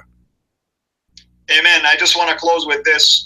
Gentleman by name, or somebody by name Saul, was asking a question about why are there different Bibles? I'm sorry, there are different Bible translations based on the original. And my question to you, back to you, is why are there different Quranic translations, not to mention different Arabic Qurans? I'll leave you with that thought. Take care, everybody. Thank you, bro. God bless. Thank you, and talk to you soon. Bye-bye. And what about we don't even have the Quran you have today. What is the Quran? You know, when the Christian he says to you the Bible, the version of King James, we are talking about translation of the King James. As simple as that. All of them they translated from the original manuscript. Now you Muslims, you have your Quran from who? From Hafs. Hafs is a liar according to Muslims, according to your reference, according to your books. Hafs is a liar and he's a thief. Say hello to Hafs. And as you see, even your prophet himself, he don't believe he's a prophet, he don't believe he's a Muslim, and he don't believe in Allah, and Allah is giving him a warning. Don't accuse me of lying to you, otherwise you will be one of the liars.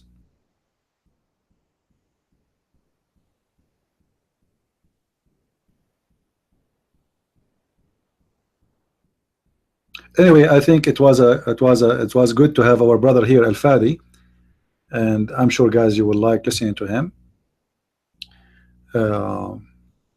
and maybe he can decide to join me once a week to be with us in our yeah. But why Muhammad will deny a revelation? You see guys how funny this nightmare, he is posting for us. Look at this, let me show you what nightmare he posted, just to show you how smart Nightmare is. Nightmare is the super smart, intelligent person in the world. All right, this guy is a genius, obviously. Okay, let me show you what he posted. Hold on.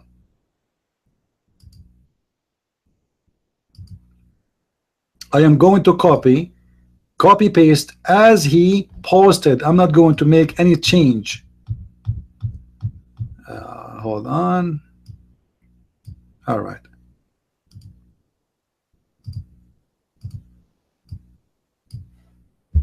And I will make it big text just to share with you the intelligence of this man. It's amazing intelligence. Sometimes it's hard to believe what we can say, you know.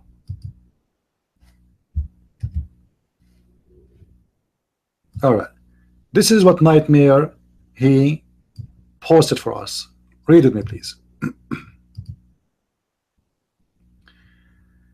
Nightmare Barber Biktal. And be not though of those who deny the revelation of Allah, for when wert thou of the loser title. Isn't it, this is a confirm that your prophet is accusing his God to be a liar? Because when Muhammad he denied the revelation of Allah, he did what exactly? He denied Allah to be God. When I deny Muhammad to be a prophet, I asked Nightmare, and he answered me. I said to him, if a Christian he deny Muhammad to be a prophet, what does that mean? Does that mean they accuse him to be a false prophet? He said yes. What false prophet mean? A liar. So when Muhammad he denied the revelation of Allah, he is denying Allah to be God. And Allah saying to him, if you do that, don't do what they do, if you do that, you will be one of the losers. Now, Nightmare he said Muhammad never did that. That's mean Allah's speech is funny and stupid. He's asking him to go and read, ask the Christians if he's a prophet or not. But the prophet, he do not need that. So Allah, based on Nightmare, he is the kind of a doctor. He give you a prescription of a drug you do not need. You know what I mean? Like you go to a doctor, then he write for you 10 prescriptions, says if you are feeling pain in your stomach, take this medicine. If you are feeling pain in your neck, take this medicine. If you have pain in your fingers, take this neck. If you are in doubt about this medicine, read this article. But this guy do not need any of those medicines. He is not sick of them. So what the point? The point is Allah is stupid based on the interpretation of Nightmare. Because if Allah is smart and he is God and he knew the future and he knew the unseen, he should know that Muhammad is not infected with this problem. So what the point of this assumption? And I am seriously, I feel sorry for Muhammad, because obviously Muhammad he have the worst of lawyers to defend him. Why Allah saying to I cannot answer this question? Why Allah said I cannot answer this question? So what you can answer? Read the translation. What? Read the translation. The translation, and which one? Okay, which one translation you like? Do you accept? No, I don't accept translation. But now he decided to pause for us translation. He decided to be smart, but by being smart, he get himself busted. He don't accept translation, but he paused for us big tal. So from now on, we are going to pause big tal to Nightmare. Be my witness. Anyway, guys, I think we have enough for today. I hope you guys you have a good time with us, and please don't forget to subscribe and tell your friends about what we do here, so more and more people they will join and they will learn. Now tomorrow again we will be here in the same time as usual, 4:30 p.m. Nothing will change. Now brother Al-Fadi, he said, and you heard him, that he like to join me in what I do, and maybe he will be in the camera in the same time we broadcast, and you can give him questions. And you know, Al-Fadi is an ex-Muslim from Saudi Arabia, for those who do not know. This is the first time he joined me in my live broadcast, and actually I enjoyed very much having him with us. He sounded very smart, intelligent person, and obviously we can learn, all of us, from his experience as a Saudi ex-Muslim, because it's a lifetime experience. You know, it's not just this person is born in a Muslim country from a Saudi family, conservative one, and then he decided to leave the cult of Islam and to accept Christ as Lord and Savior, and that is an amazing part of his story. So I'm happy to have him. If you guys like to read my books, you can go to Amazon, search for Christian Prince, and you will find my books in multi languages translation and in English for sure. With this, I want to say thank you. May the Lord bless you, and see you tomorrow again at 4:30 p.m. as every day. God bless. Christ is Lord, Islam is false. Amen to that. See ya.